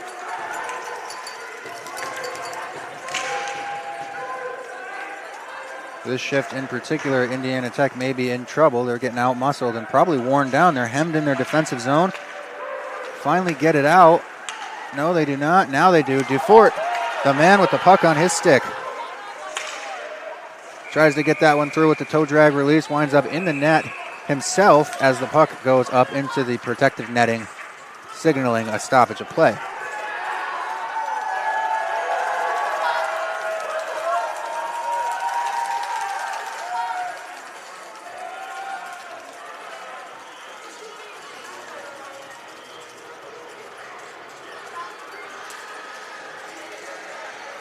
Matthew Carlson steps in to take the faceoff for Davenport against Francesco Santaniello of Indiana Tech. On the blocker side of Lodwin. Puck thrown into the corner. Jopi's got it. He'll rim this one around.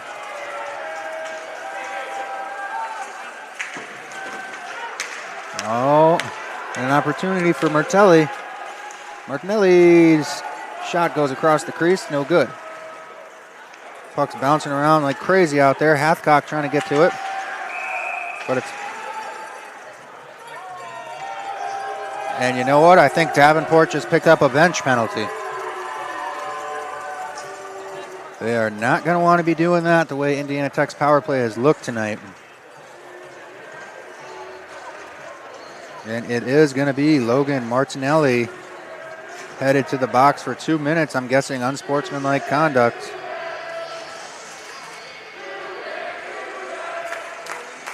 So Indiana Tech, another opportunity on the man advantage. Their only goal tonight was scored on the man advantage.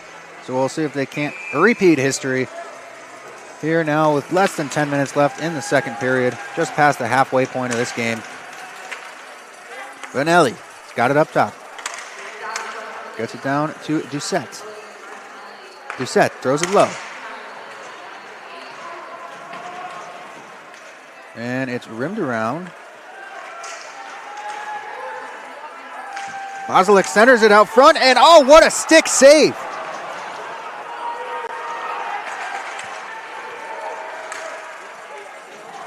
What an impressive stop there by Kyler Loden.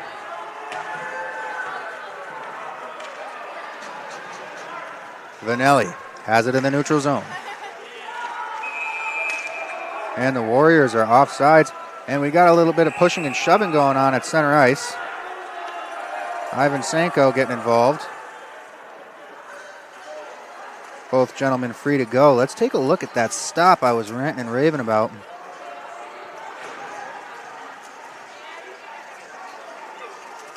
It's right here.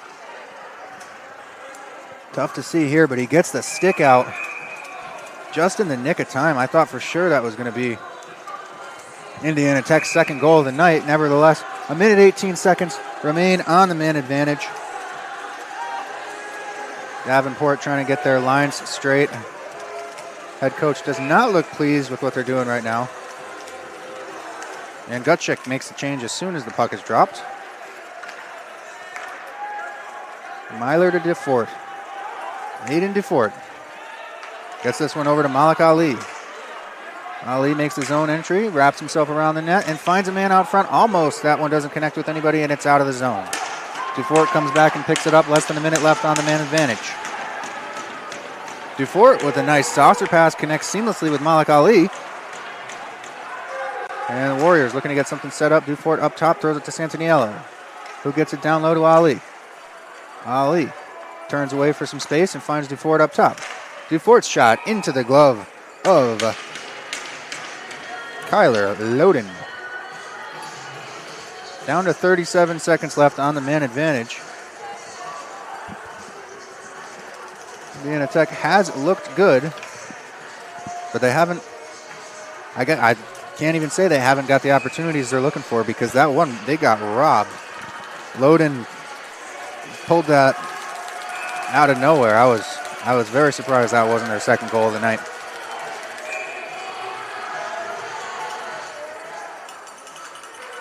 Delali steps in to take the face-off and wins it for Indiana Tech.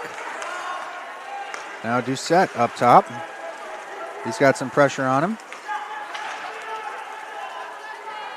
Down low to Bowles. And Davenport trying to clear. That one goes off Indiana Tech's bench.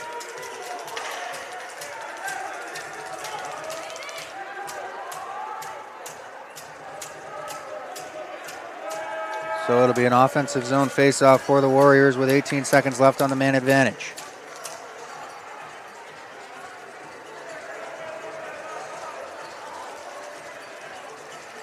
They'll change the unit.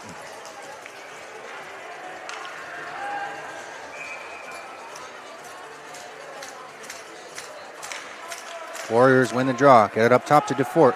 DeFort over to Myler. Myler's got a lane, but it's blocked.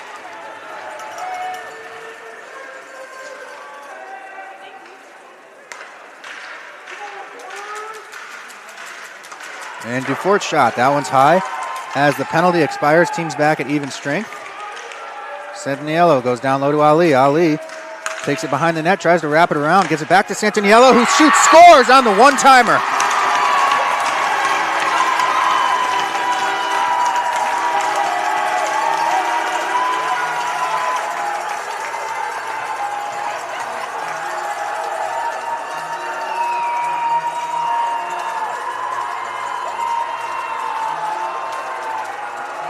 So we'll take another look here, folks. Santaniello brings it up top, finds Malik Ali down low. Ali, I thought he was going for the wraparound. In fact, he was looking to pass that one to Santaniello the entire time and did just that, where he was teed up for the one-timer to expand this Warriors lead to 2-0.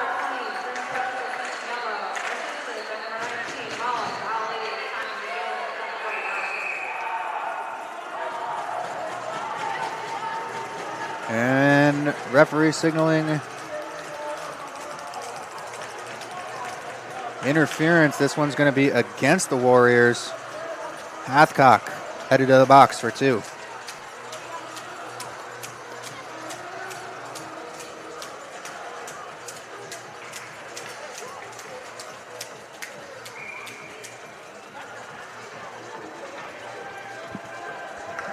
Indiana Tech with another opportunity on the penalty kill now. Bauer wins that one back, but it's in no man's land, and Tech clears almost immediately. Loden stops it behind his own net.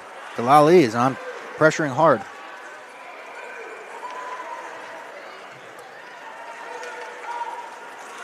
And Gutschik drops it back to Stachevski. And the shot blocked. What a selfless effort there by Gagner. And still trying to dig at that one after it was frozen was Brian Fenlon. And he'll cause a little bit of conflict out in front of the Warriors' net.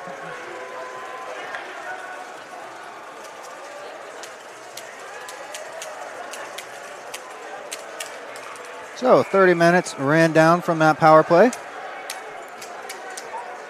Face off on the stick side of Gage Reimer. And it is tied up, but eventually possessed by Davenport. And cleared out just slightly. Jopi's got it for Davenport at his own blue line. He'll go across to his D partner. And Martinelli forced to dump that one, where it's stopped by Reimer and picked up by Dufort. And his effort to clear puts it up in the netting, but it was off the glass first.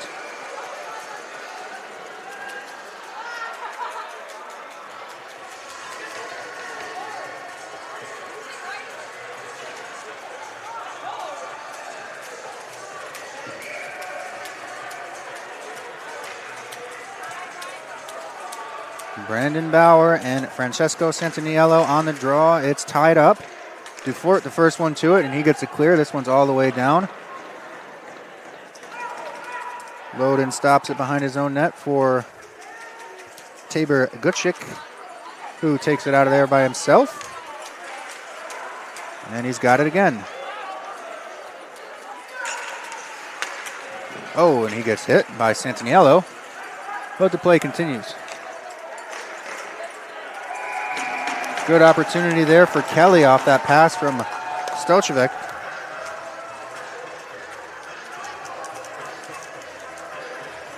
But standing tall was Reimer. Santaniello and Gutschik having some words after that one. They were engaged in some physicality up here by the red line. Dufort with it. Manages to get it clear. And Davenport will be forced to restart their breakout. Savotka ran into the goaltender there a little bit. And this one's cleared again by the Warriors. Just 15 seconds left on Davenport's man advantage. McMillan with it now for Davenport. He drops it behind the net and gets it right back. As Mochnik was pressuring.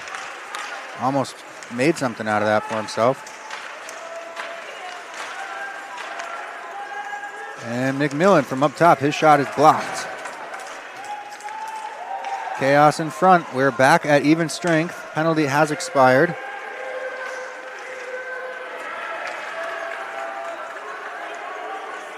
Kelly with it now. He's got time.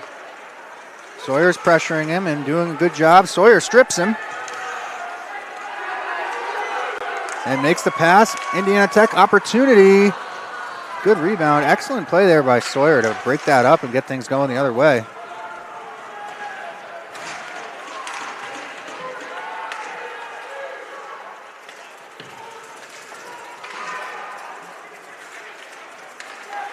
Kept in by Hatchcock at the blue.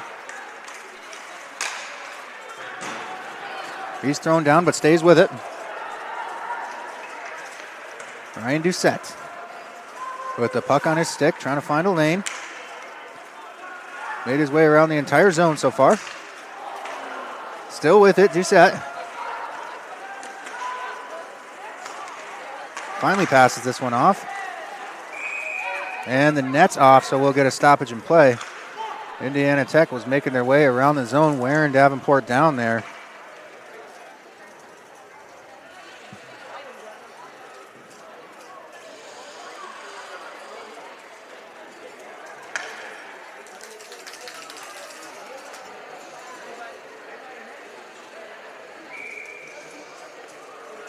Anderson and Kelly at the face-off dot. And Anderson wins that one back for the Warriors, but he would have thrown it out of the zone. Nevertheless, it was a false start draw. We'll have to redo it.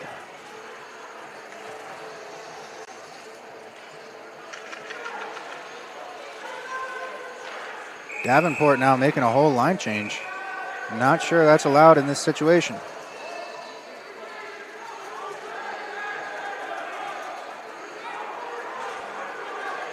Now we've got some sorting it out to do. But this is going to work in Davenport's favor either way, because like I said, they were definitely noticeably getting worn down there as Indiana Tech was just taking laps around their defensive zone. Now I would say everybody, whether they stayed on the ice or got off, has the breather they need.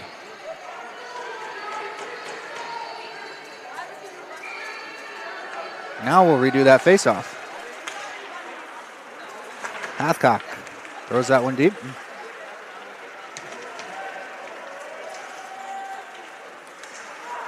Appelt working there, gets it to Anderson. Anderson makes his way around the net. Appelt still tied up.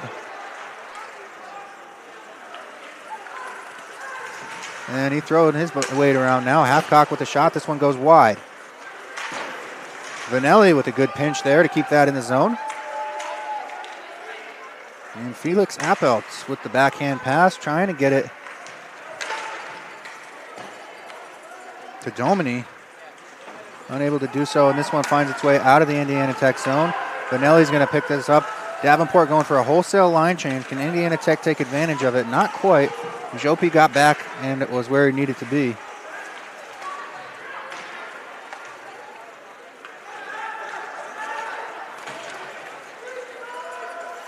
And Myler with it now. Got a little bit of pressure on him. Puck stopped at the blue line, kept in and thrown back. But Indiana Tech picks it right back up. Delali makes the offensive zone entry. Feeds it off the boards, trying to get it to himself.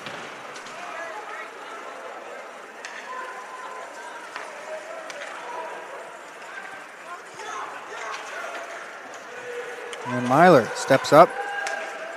Oh, off the skate of Spodka down low. Almost a really unfortunate series of events for the Warriors there.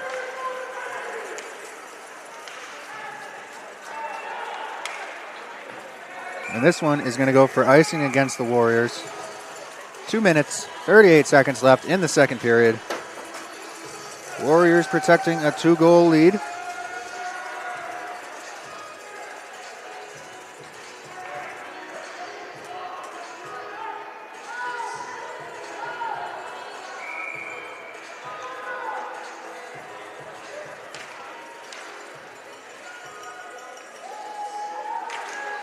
And the draw, one back by the Warriors. Almost tied up in the corner, but the puck gets free. And Gagner gets this one deep, no ice. It's caught and covered by Kyler Loden.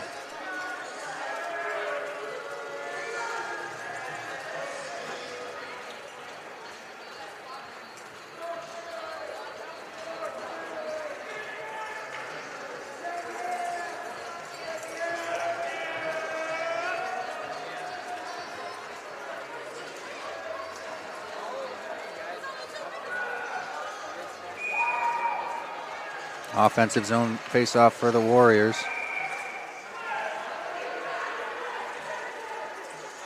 Yep, and we have seen a lot of change-ups on the face-off dot tonight.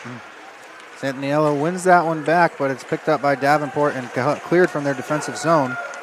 Stajveski Gets it deep, and McMillan with the shot, gobbled up by Reimer.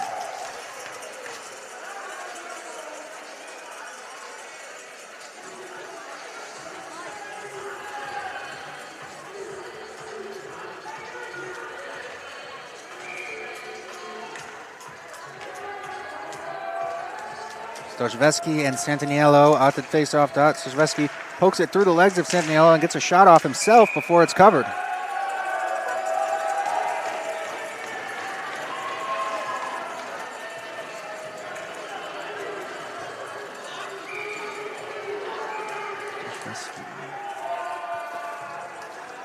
Stochveski on the face-off dot again. Indiana Tech adjusting to what happened that last time. He'll try to win it back this time. No doing. Ivan Senko picks it up, tries to get it around the net, but he fumbles the puck.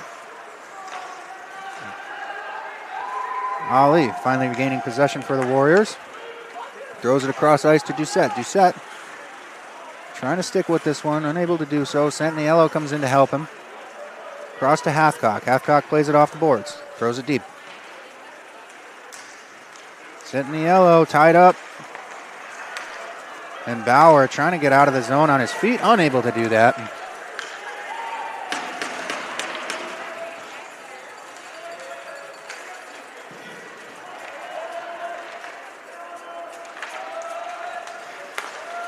Picked off at center ice.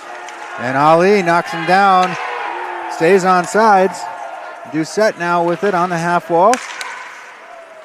He'll work this one up top to Vanelli. Vanelli goes wide with his shot. I believe it was a pass attempt.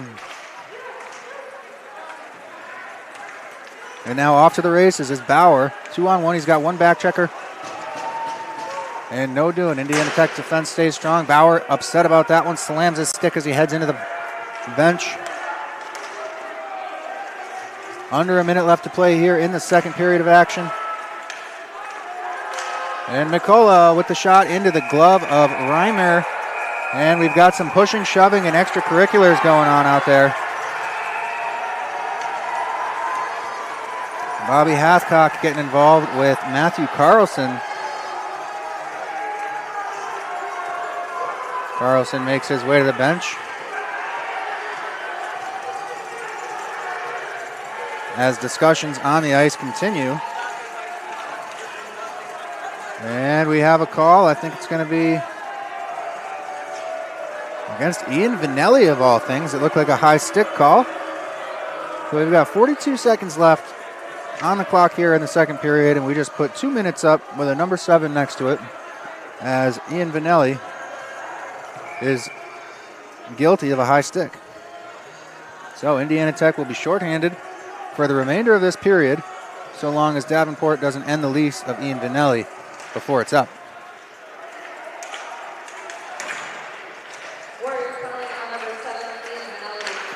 And what a stop there. Reimer throwing the pad around. Just 10 seconds ticked away on that one.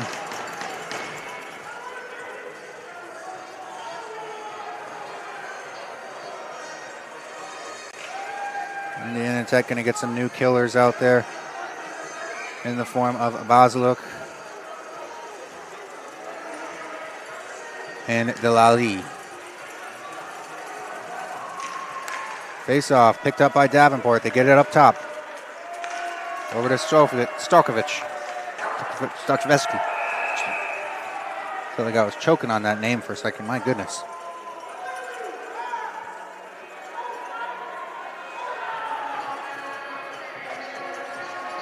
So 22 and a half seconds left in the period. Indiana Tech under fire here by this Davenport power play right now.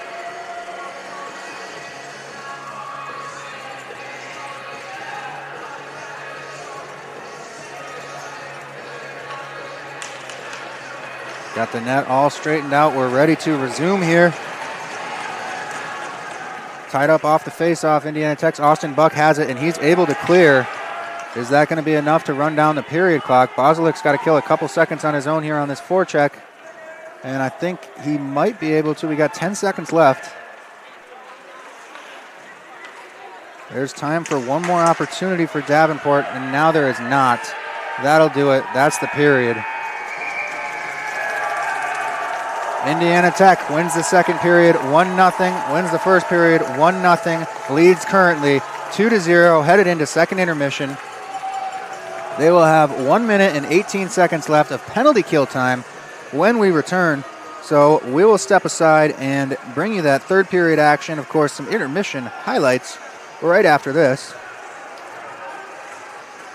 You're watching Indiana Tech men's ice hockey live from Parkview Sport One Ice House, brought to you by Indiana Tech Athletics and Summit City Sports.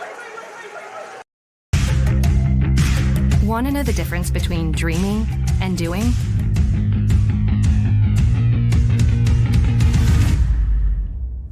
Yeah, pretty much everything.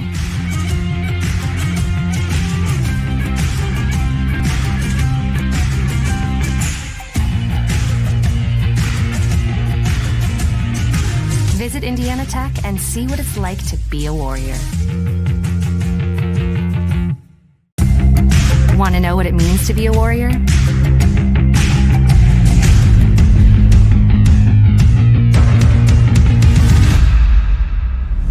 Yeah, pretty much everything.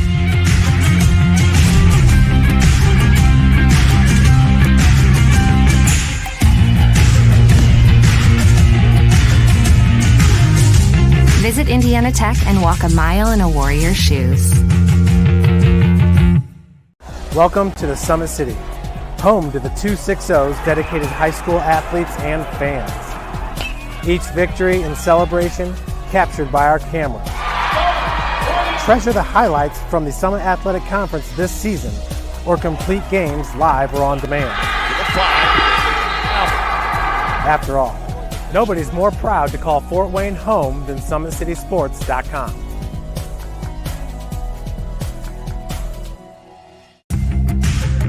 You want to know what's possible at Indiana Tech?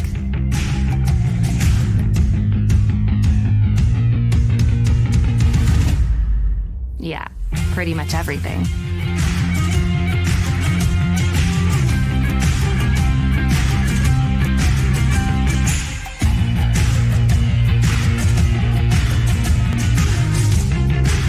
Visit Indiana Tech and see what it's like to be a warrior.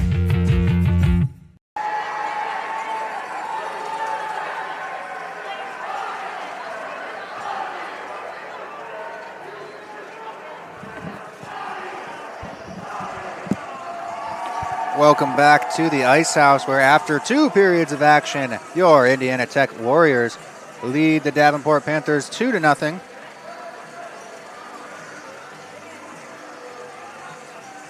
And we will make accommodations for that and show you how we got here. So 2-0 Indiana Tech after 2. As we are all aware, first goal came in the first period on the power play. The second goal came in the second period just after the power play had expired, if I recall correctly. Shots in the game so far, 23-20. Davenport actually leading the shots. Power plays, Indiana Tech is 1 for 2, Davenport 0 for 3. Davenport obviously with 3 penalties. Indiana Tech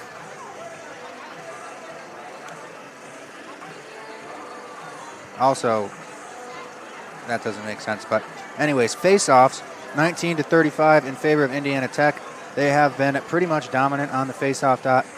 And also, based off these stats, Indiana Tech getting in the way of a lot more shots. Block shots are 4-10 in favor of Indiana Tech. So let's have a look here.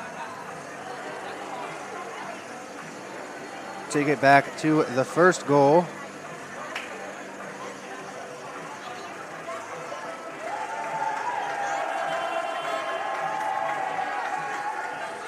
This one came late in the first period, off the stick of Vanelli, and then Dunford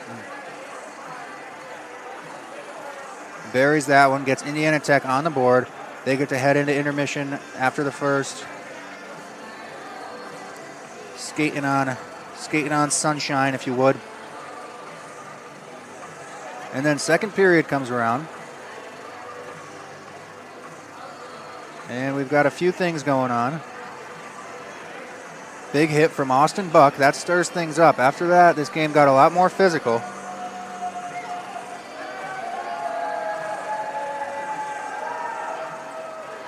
And then Indiana Tech thought they had made it a 2-0 game. That goal would get called back. And finally,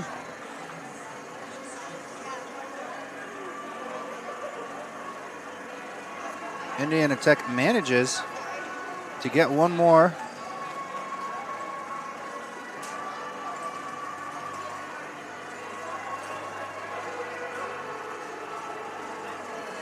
This time off the stick of Santaniello, assisted by Malik Ali.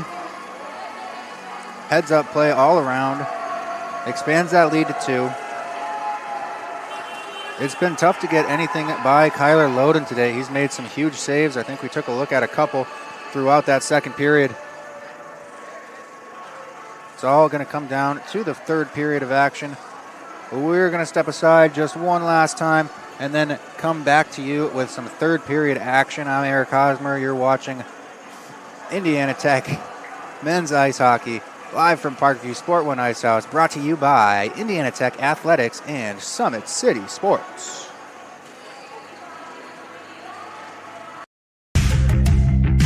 Want to know the difference between dreaming and doing?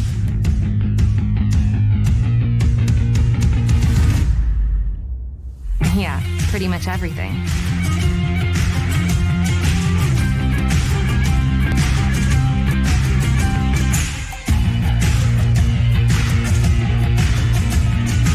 Visit Indiana Tech and see what it's like to be a Warrior.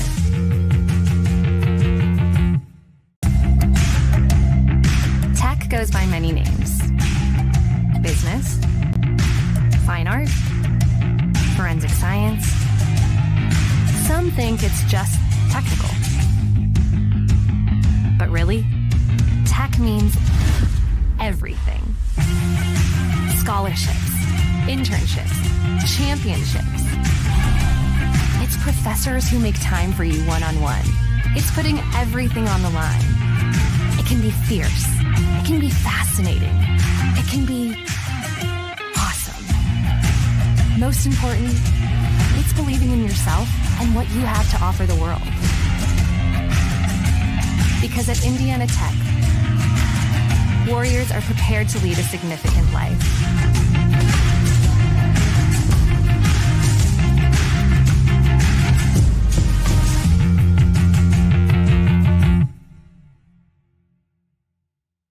Well, first of all, I'd like to say that there aren't very many energy programs out there. When I researched all of the various programs recently, there are really only 2 or 3 accredited engineering programs.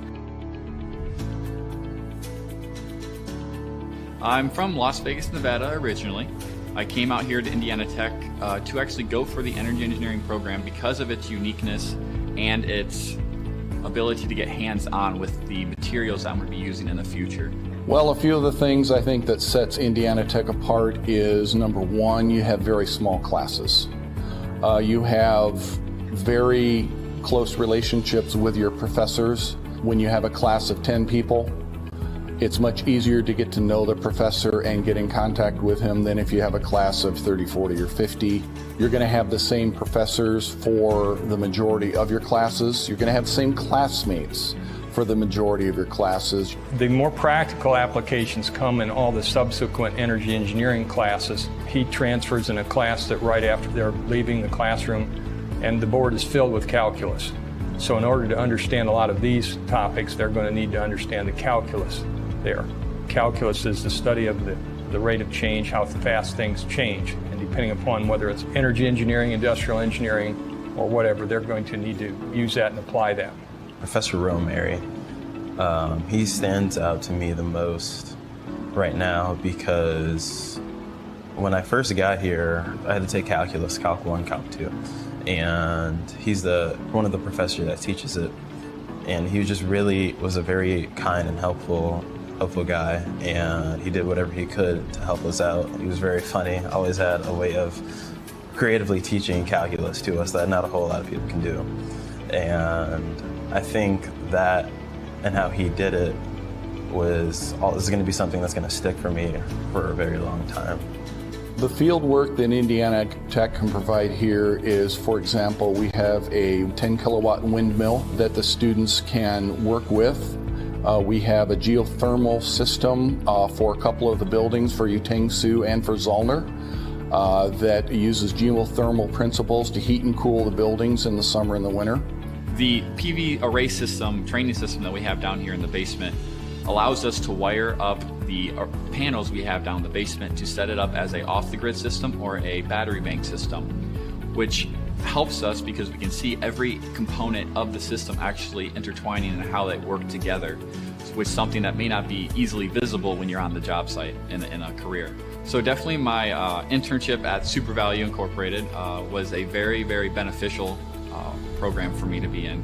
It was more based on the process and logistical side of engineering of my degree, not necessarily the design aspect.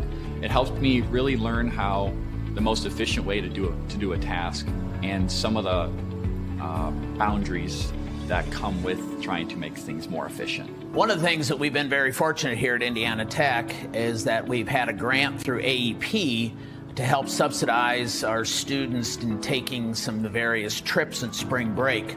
Over the last 4 years, I have taken, along with a couple of other chaperones, I've taken almost a couple of dozen students to a trip to Germany and Switzerland that focused on renewable energy. We've gone to Iceland last year, focusing on geothermal energy, and we just recently returned from a trip to Costa Rica. Just last year, I went to Iceland with a couple of our peers, not even just energy engineers, but a couple of other engineering majors went along with us. And for me, that was the highlight of my college time. I mean, we learned a lot about like geothermal systems and how they converted to a country of basically like ran just by geothermal. But it wasn't just learning about that, it was also learning about their culture as well, you know, and the past and the history and where they plan to go in their future. And all those things combined, I think, really kind of defines my experience here in Indiana Tech. You can be the smartest engineer in the world, but if you cannot talk to or work with other engineers and non-engineers, it's very hard to get anything done. I try to teach my students that while you may not like writing, it's going to be a part of the job. You have to communicate. If you're doing experiments or testing hardware in the lab, you need to write it up so that other people know what you did, and the customer may want to know what are the results of that test. Something I would remember most about the faculty would be just the one-on-one aspect of it and how open they are to hearing your problems and concerns and willing to assist you. Indiana Tech, with the class sizes being so small, you really get that one-on-one talking, everyday type relationship with your advisors and your professors. And having that is key to success, I feel, because being able to communicate with them and actually get your problems and questions across is going to help clarify things for you while you're in classes in school, which is going to set you up for success. Welcome to the Summit City, home to the 260's dedicated high school athletes and fans. Each victory and celebration captured by our cameras. Treasure the highlights from the Summit Athletic Conference this season, or complete games live or on demand. After all, nobody's more proud to call Fort Wayne home than SummitCitySports.com.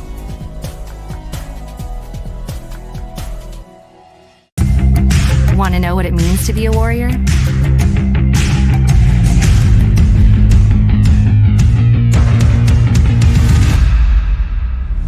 Yeah, pretty much everything.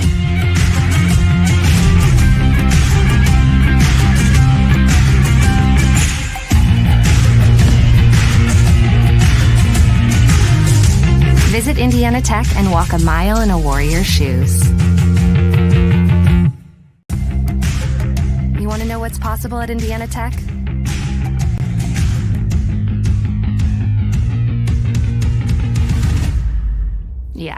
pretty much everything.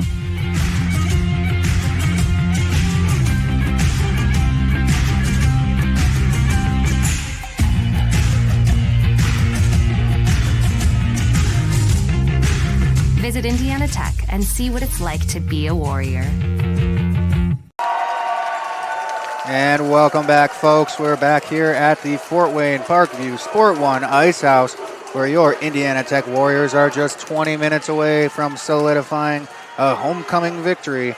And the Davenport Panthers only have 20 minutes left to try to do everything in their power to prevent that from happening. Team's back on the ice now. Crowd is as lively as ever here at the Ice House. Indiana Tech starting this period off shorthanded, if you recall. I believe it was 1 minute and 18 seconds left on the penalty kill.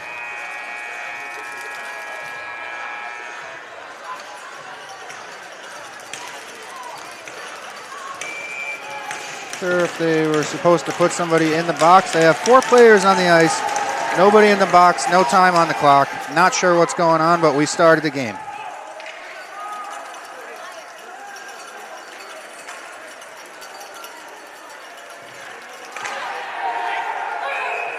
And another penalty for Indiana Tech. Mocknick going to take a hitting from behind after that one.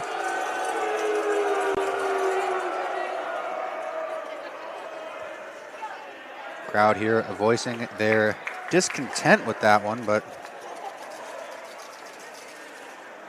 it was a hit from behind. So he'll head to the box. The Warriors are going to have to kill off a bit of a 5-on-3 here. Let's see if they put all the time back on the clock. I know it was 1 minute 18 seconds when we ended the second period. Let's see if they can get that figured out. It now is 19 minutes 46 seconds on the clock. So it's a simple math equation. We got 3 officials and several scorekeepers over there making sure we get this right. I'm not going to try to do the math. I have nothing to do with it, but we do need another penalty on the clock.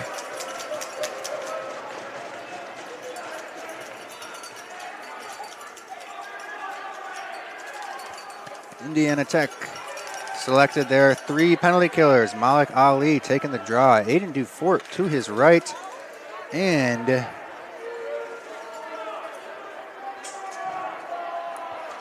Nikita Ivansenko to the left in front of goaltender Gage Reamer.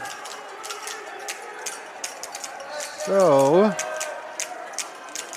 now we've got both penalties up there, number 7 for 104 and number 47 for a full 2. Extended 5-on-3 opportunity for Davenport. And they could really use one here if they want to get back in this game.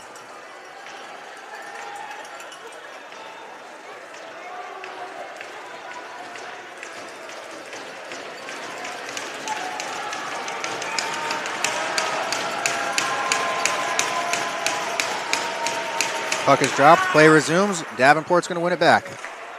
Gutschik with it up top. Gets it over to Kelly.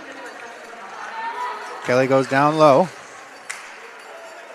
And broken up a little bit, nothing crazy.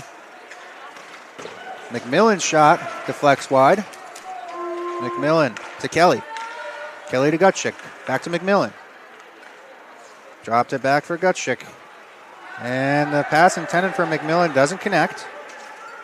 Or Kelly, I should say. Getting them mixed up. Switched too many times. And Kelly with a shot opportunity. It's in! Davenport on the board. 5-on-3 opportunity paid off.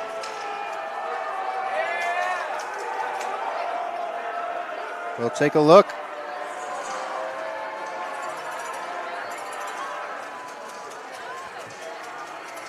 They had some good movement. And ultimately just, if you keep moving the puck on a 5-on-3, a lane's going to open up, and that's exactly what happened. So they've just cut the lead down to 1.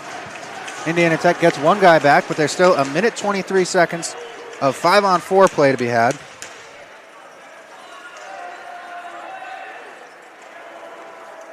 And Davenport intends to utilize it. Not like that, they don't. Delali's skate just got in the way of Giuseppe's breakout, and that'll set them back a good 5 to 10 seconds.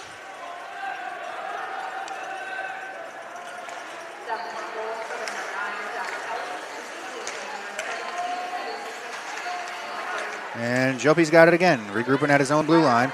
And his pass doesn't get through again. Delali tries to get through a few guys, but kills a few seconds doing it. And Jopi steps out from behind his net, moves that one across, and all the way back across to Fenlon, who dumps it in. It's stopped behind the net by Reamer. And Davenport now with an opportunity to set up on the 5-on-4. Under 30 seconds left. Jopi's got it up top. He's got to move this. Hits the stick of a player out front. I believe that was McMillan. Kaufman, I should say, out front. Kaufman standing in front of the Indiana Tech net, trying for a screen. And this one gets cleared. 6-5, 4. Penalty has expired. We're back to even strength.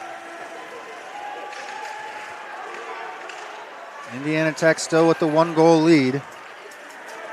Both teams are going to want to be careful here, staying out of the penalty box in this last period.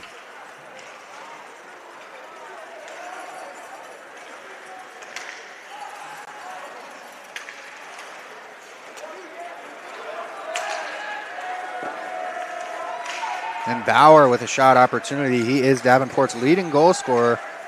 Didn't reflect that way tonight so far, but there's still 17 minutes of action on the clock. And he's got it on his stick again. McMillan with it now. His shot goes high and wide. Trying to get over the blocker side of Reimer. Throws that one out, and there's nobody there for it. So the Warriors pick it up, and Doucette will pass that one off and head off. Gutschik moves it up to the half wall. And Ivan Sanko tries to feather that one to Balazuk.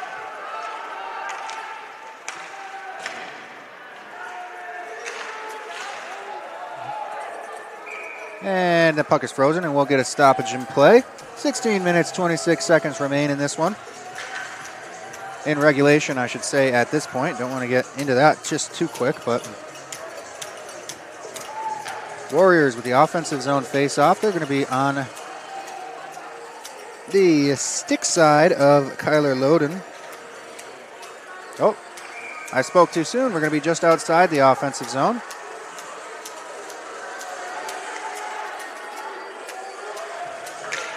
And the Warriors win it back.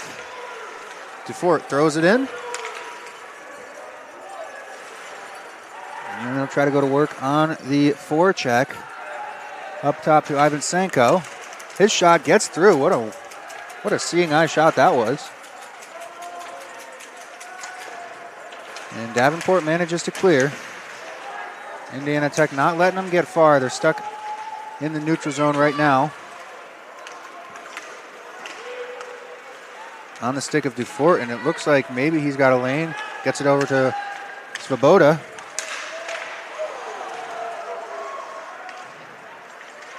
And now Davenport coming the other way with it on his stick. It's McCullough.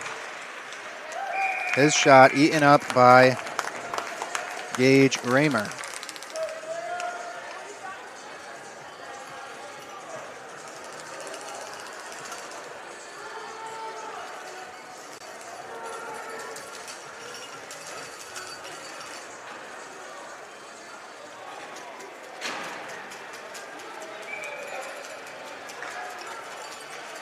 Carlson and Santaniello face off once again. Indiana Tech gains possession off the draw. Zach Schneider lets that one out on the blue line. And Santaniello comes through like a bull in a china shop. And Ali takes a hit after the whistle by Matthew Carson as he was offsides.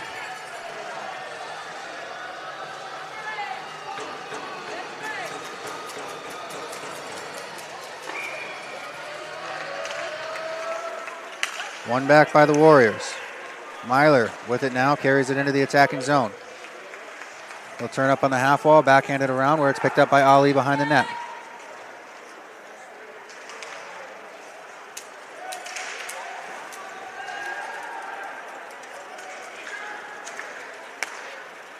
And an opportunity now for Kelly.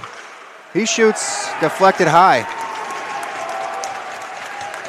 Standing tall was Gage Reimer in the one-on-one with Jack Kelly. Warriors managed to clear that one out. Gutschik the first one to pick it up. Indiana Tech going for a wholesale line change, but they'll get it off with plenty of time to position themselves.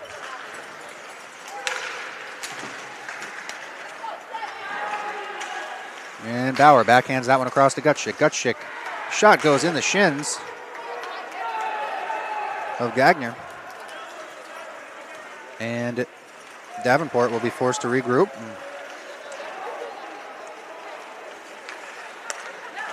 Broken up there by Anderson, and he'll throw that one deep. It's going to be stopped behind the net by Loden and played out.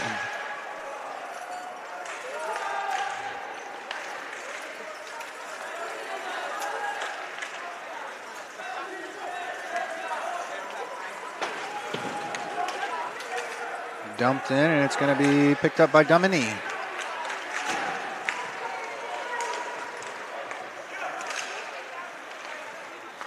Bauer has really gotten aggressive on the offense in this third period. Not sure where he was the rest of the game, but he's here to play now.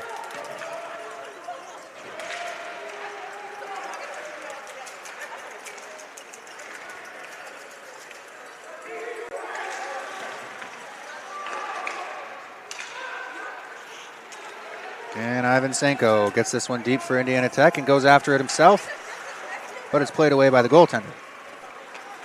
McLaughlin tries to center that one to Davidson, unable to do so. Winds up dumped on net and frozen by Gage Grimer. A little bit of pushing and shoving persists. Both teams got the players they want on there, and nope, Indiana Tech is going to go for the change.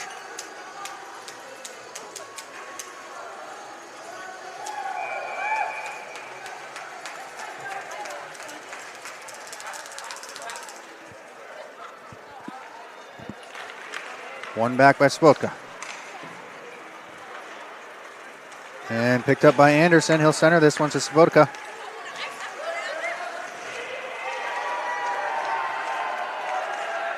And coming the other way now is Davidson. Trying to put it through the feet there, unable to do so. Not getting by. Not getting by Zane Myler. Not like that anyhow. And DeFort and McLaughlin exchanging some kind words, I'm assured.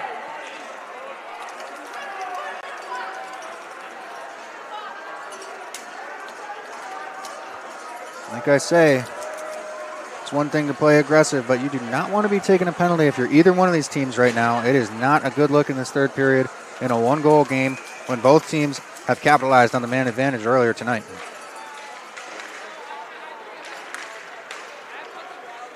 Austin Buck moves that one up to Anderson at the half wall. Anderson's pass picked off by Bland.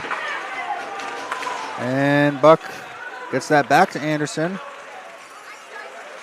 Buck taking it himself now. Oh, that's not Buck anymore.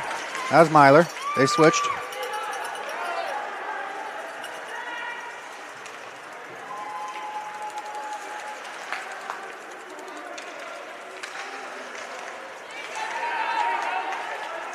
Oh, and that shot off the outside of the corner of the net.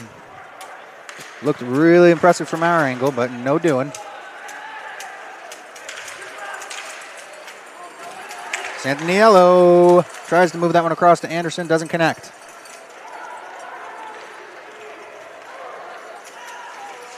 Now Juppy trying to get something going. He's trying to stick with this one. Takes a hit from Vanelli as the puck is frozen by Gage Reimer.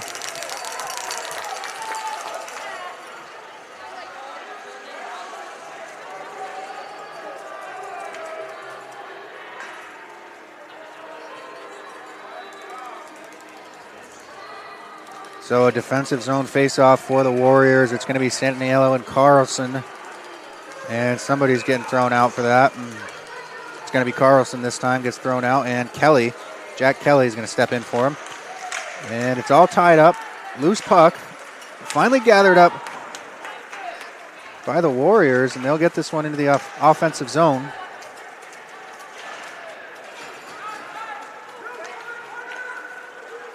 And Doucette goes cross ice. Ali battling for it. Leaves it for a teammate. Santaniello going for the wraparound, unable to do it. Now Jack Kelly and Carlson coming up the ice. They get a whack. And it's cleared. Martinelli now throws this one far corner.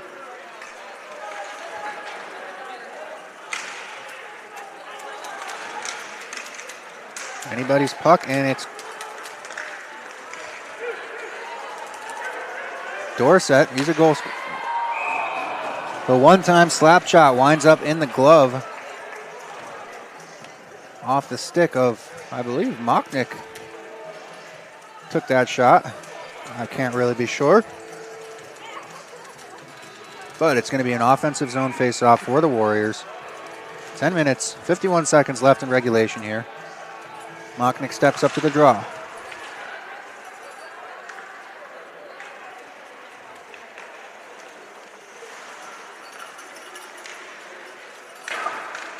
And this one hit the backup goaltender for Davenport.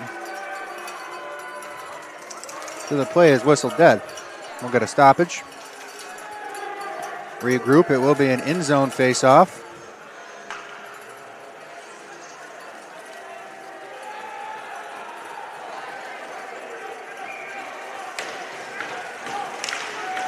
Face-off won back by Stojavetsky.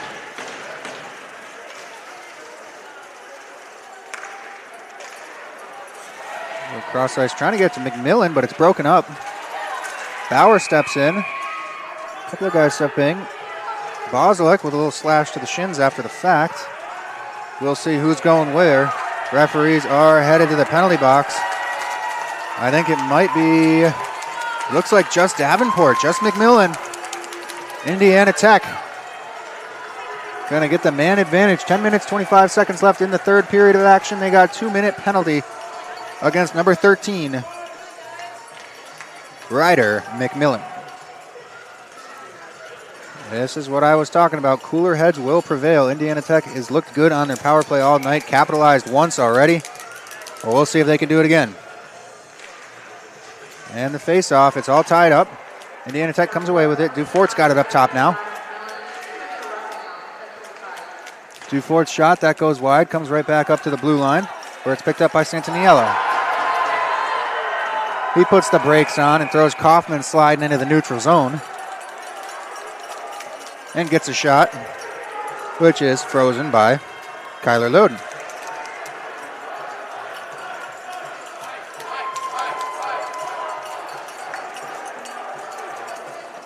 Face off now to the glove side of Loden.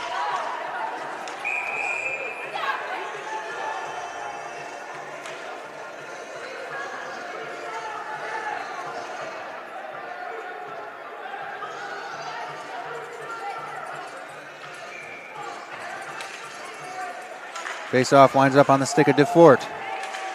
Hayden Defort takes this one down. Throws it back up top to Francesco Santaniello. He goes across, and Defort's on the far side. His shot goes wide. Santaniello with it up top. Resetting this power play. His shot off the blocker. Sitting out front with a rebound, but it's cleared off to the corner. Santaniello again to Defort. Defort makes his way up top. Fakes the drop. And Santaniello, not a lot on that one-timer. A little bit mistimed. Down to about a minute left in this power play. And Ollie's got it in the slot. Unable to make anything happen in that kind of a congested area. Ollie's pass doesn't connect. And we'll get a whistle. Ollie's pass intended for Myler. Was going to put the Warriors all the way back in their defensive end, but the referees blew this one dead, and Davenport has some arguments about that.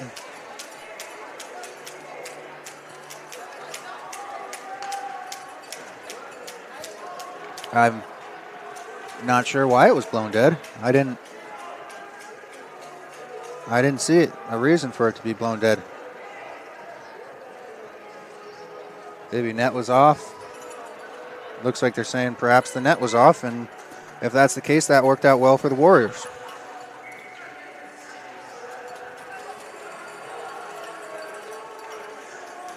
Delali ready to take the face-off. Matthew Carlson will be on the other side of this face-off dot. Of course, once Loden gets his equipment under control, 54 seconds remain on the man advantage for Indiana Tech, and we'll get that underway now. Off the draw, Davenport comes away with it, but they're unable to clear. Benelli's got it on the near side blue line. He'll go across to Ivansenko. Oh, and a good pad save there by Loden.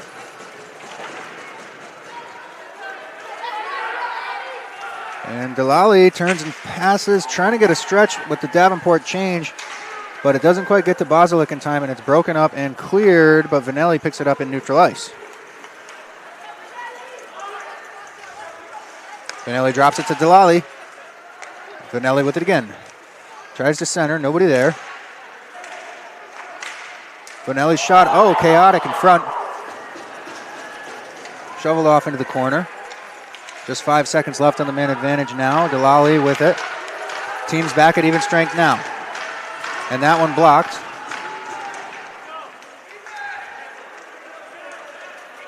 And this one's cleared out. Delali stops it, trying to get this one to Ivansenko. Now stopped behind the Indiana Tech net. Ivansenko rims this one around. Davidson's there, but he's unable to pick it up for Davenport. So Appelt picks it up, makes the offensive zone entry, gets it deep into the corner. And Anderson's there to support. Now Davenport coming the other way. Off the post. Shot there from Peter Stajewski. Could have just tied this one.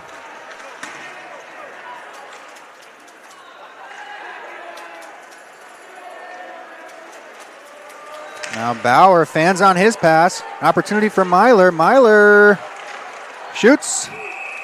And it's covered. We got some good back and forth going on now. Both during gameplay and in between the whistles, apparently. Not sure which this crowd prefers. 7 minutes, 25 seconds left in the third period of action.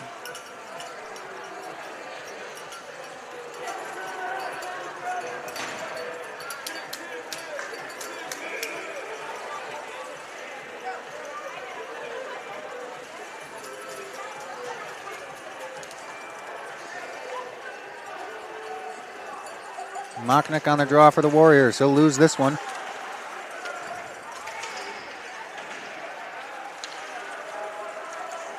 And Davidson trying to get something going for Davenport. He gets it broken up. Mocknick comes in and throws a big body. McLaughlin down, helmetless. Oh, and coming in as the third man.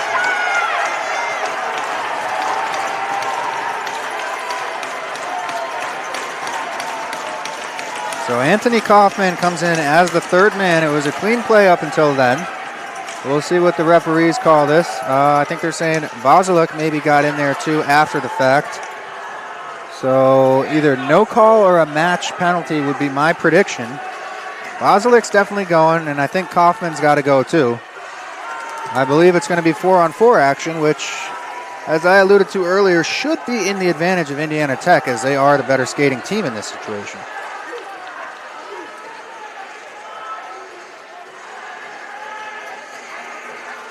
Captain Malik Ali having some words with the official.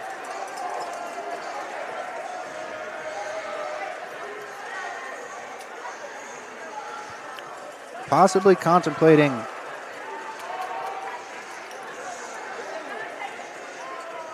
sure, the helmet came off of McMillan, I believe that was. And you know, you come in and you're trying to get your guy away from the guy without a helmet, but nobody was doing anything until Kaufman came in there and stirred things up. Completely unnecessary push, and Davenport is lucky they called that the way they did, because another man advantage for Indiana Tech would not be a good look for them. 7 minutes, 10 seconds remain, and they're down a goal.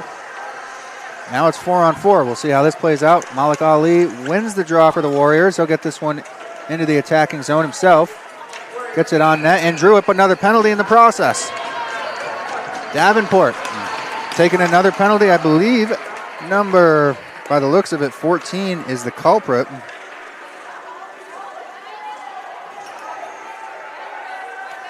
Branwyn Pollitt heading to the sin bin to join his good friend Anthony Kaufman and watch their team kill off a 4-on-3. Indiana Tech really wants to capitalize on this opportunity.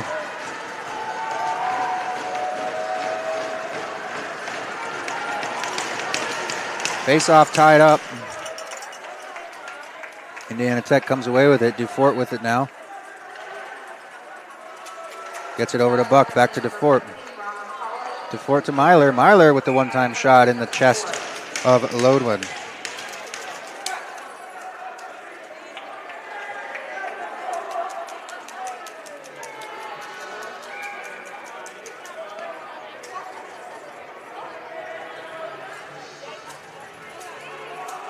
Indiana Tech's going to want to spread this out here, really get these three defenders moving when they, that is, if they can set something up in the offensive zone. That's what they're going to want to do. Even here on the breakout, they're going to want to spread things out, actually. So here comes Ali, drops it back to Dufort. Dufort will make the zone entry for the Warriors. He'll pull up. A couple guys. There we go. Now they're getting spread out. Things are starting to look good for the Warriors. And the one-timer goes way high off the glass. Nevertheless, Warriors maintain possession. Dufort with it again up top. Throws it down to Buck. Back over to Myler. Back to him, and Myler got tied up there.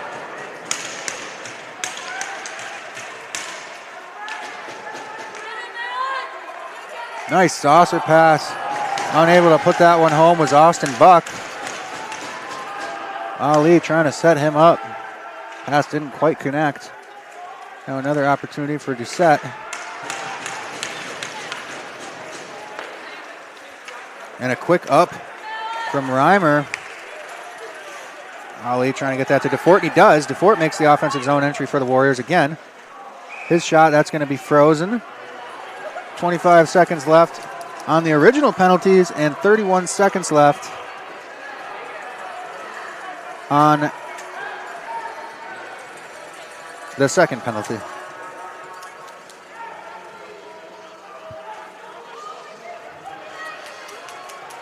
Five minutes, 35 seconds left on the game clock.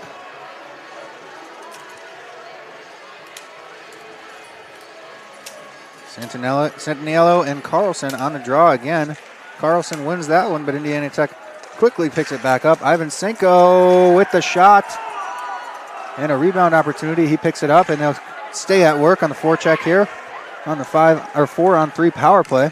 Centinello slowing things down on that half wall. He wants to see some teammates moving, and he tries to take that shot himself. It's off the shins of Gutchick and into the corner. Now it's a 5-on-4. Both teams get a man back, and just 3 seconds left on the man advantage. Now it's even strength 5-on-5. Centinello with the shot. Good screen there by Hatchcock. And that one went way up, but stayed in play. Bonelli goes across to Ivan Senko. Tries to find Centinello in the slot and covering it up. Amid chaos in front of the net was Lodwin. Everybody's wrapped up down there now.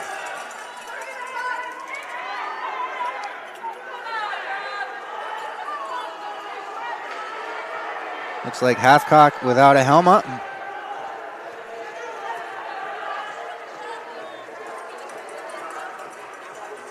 And things seem to naturally disperse.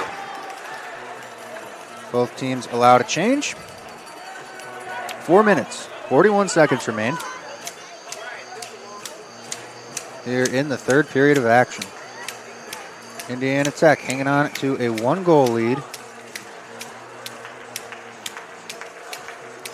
They have been controlling play, but they also are just coming off a 2-man advantage. Well, it was never really a 2-man advantage, but a 4-on-3, then a 5-on-4. Puck in and out of the stomach of Lodwin before he hops on it and covers it up for a stoppage of play.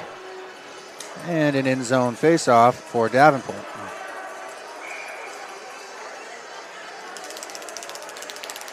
Delali with a good face-off win through the legs. Almost got a shot off, not quite. Indiana Tech continuing on their forecheck effort. As long as they can keep the puck in this zone, they don't have anything to worry about it. Would it be nice to score a couple more goals? Of course. That's what's on the mind of every one of these guys, but... And Gagner's got it. Up top. Cross to Delali. And he was looking down low with that one to Anderson. Didn't connect. He's broken up. And then Anderson breaks up a play for himself. And Gagner goes across. Gets it to Delali. Off the boards. Good touch by Anderson. Indiana Tech will go for a change. Fresh legs. As Malik Ali forechecks alone and gets his support after. Santaniello goes across, quick pass attempted for Ali. Ali does wind up with it, but has to throw it in deep, where it's stopped by Lodwin behind the net.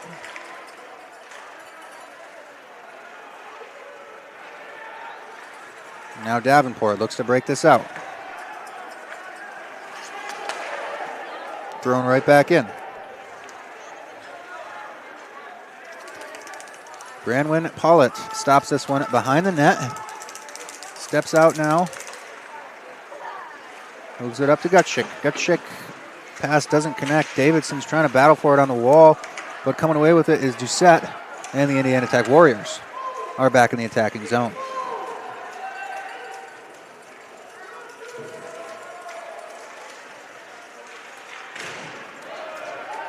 A little bit of contact there behind the Davenport net.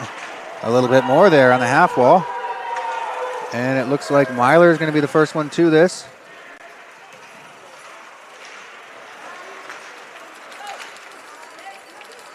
Jopi with it now. He looks and finds Jack Kelly. Kelly throws that one away, but Carlson picks it up eventually. Bozilic off the wall, gets that one into the attacking zone, and he'll head off for a change.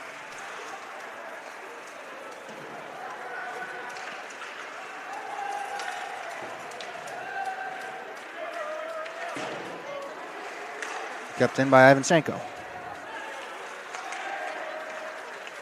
Now it's going to be McLaughlin. His shot gets deflected up into the netting.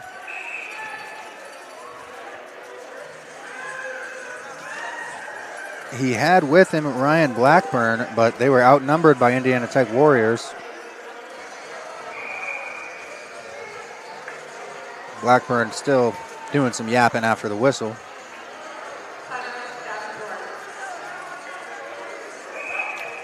And it looks like a Davenport timeout. So we'll step aside right quick.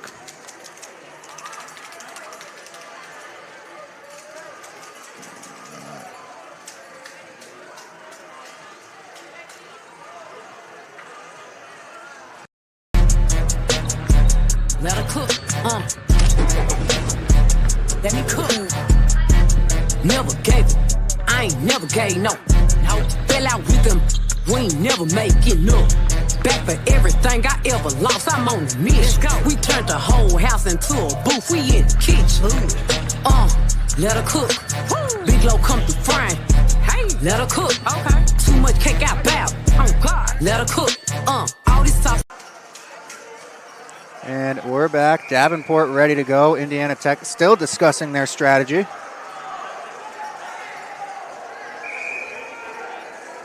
And they're whistled over to the face-off dot in their defensive end. We got 1:45 seconds left in this thing, and it could get dicey. Davenport has an empty net, 6 skaters on the ice. And they won the draw, but cleared it out of their attacking zone on their own. And Gutschik stops that one behind his own net. They'll get off to the races. He's taking it himself.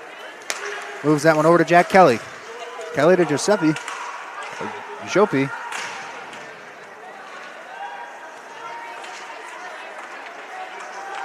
And Anderson manages to clear. Good for no icing. Gutschik with it now.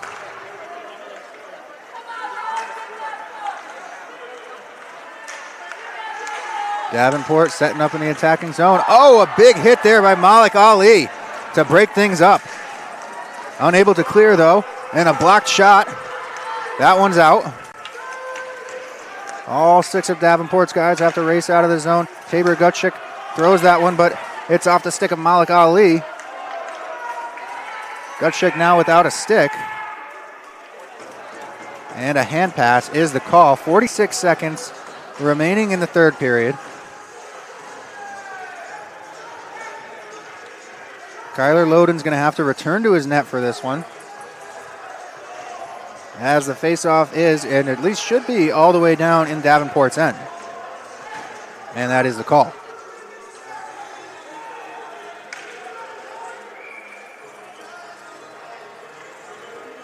Davenport setting up with Jack Kelly all the way on the far side.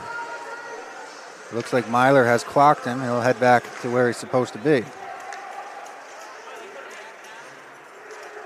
Santaniello centering pass almost for Malik Ali.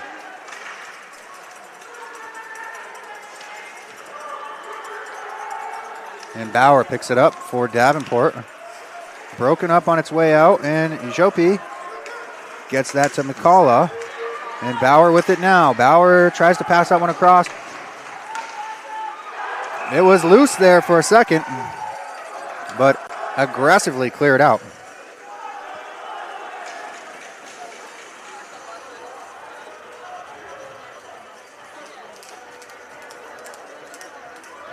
.5 seconds remain on the clock here in the third period.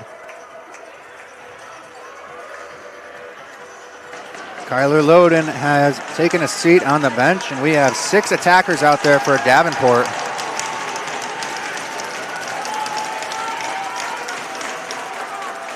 And they'll win the draw in the offensive zone. Oh, and the shot gets to the net, but it's deflected all the way up into the netting. That'll be a whistle and another stoppage of play. Just 4 seconds ticked off. We're down to 14.2 seconds left in the third, ladies and gentlemen. Face off in the same position as it was. Braden Bauer and Francesco Santaniello on the dot. And Indiana Tech is going to exercise their timeout now. So once again, we will step aside for just a minute and be right back with this nail-biting action.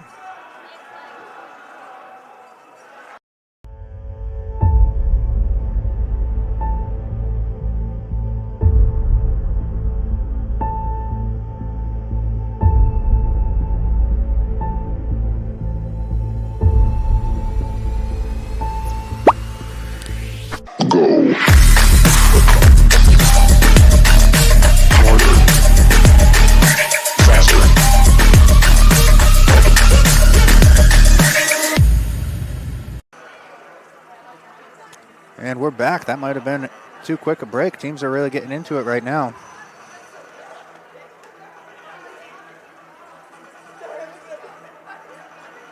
I guess we'll just stay right here. The referees are going to be wanting them back at the face-off dot. Just 14.2 seconds left. 1 goal separates these two teams. Davenport has pulled their goalie. And the face-off is in Indiana Tech zone. And the draw. Davenport wins the face-off. Wrap it around.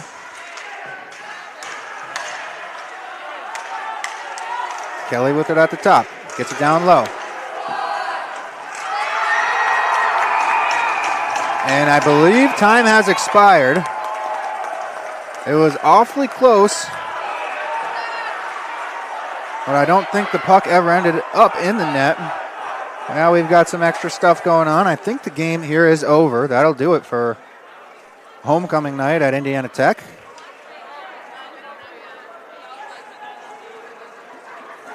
And I wouldn't see any reason to put 1 second or a fraction of a second back on the clock. We'll see what exactly is going on here.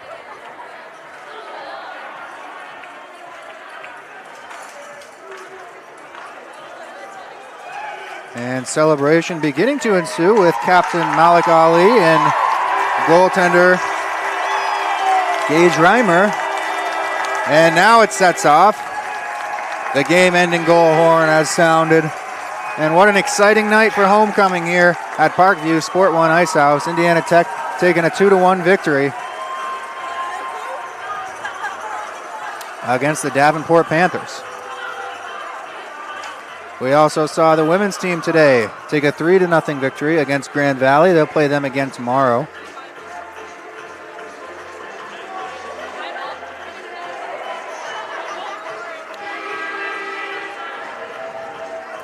Well, folks, you've been watching Indiana Tech men's ice hockey live from Parkview Sport 1 Ice House, brought to you by Indiana Tech Athletics and Summit City Sports. We'll just stick around to get this resolved, whatever it is that's going on now. Everybody seems very unsure of themselves. The Warriors are saluting the crowd.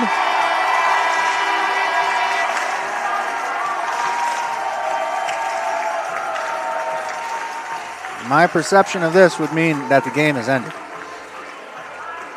Centinniello is getting into it, though. DeFort now involved with Jopi. He gets pushed back to his team's side of the ice. And the Warriors will head to the locker room. From all of us here at Summit City Sports and at the Parkview Ice House, we hope everybody stays safe tonight. And until next time, we bid you adieu.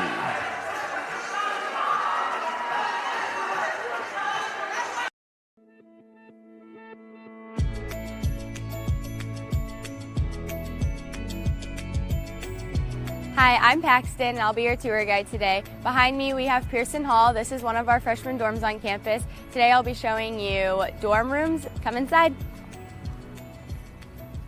The only way to get into campus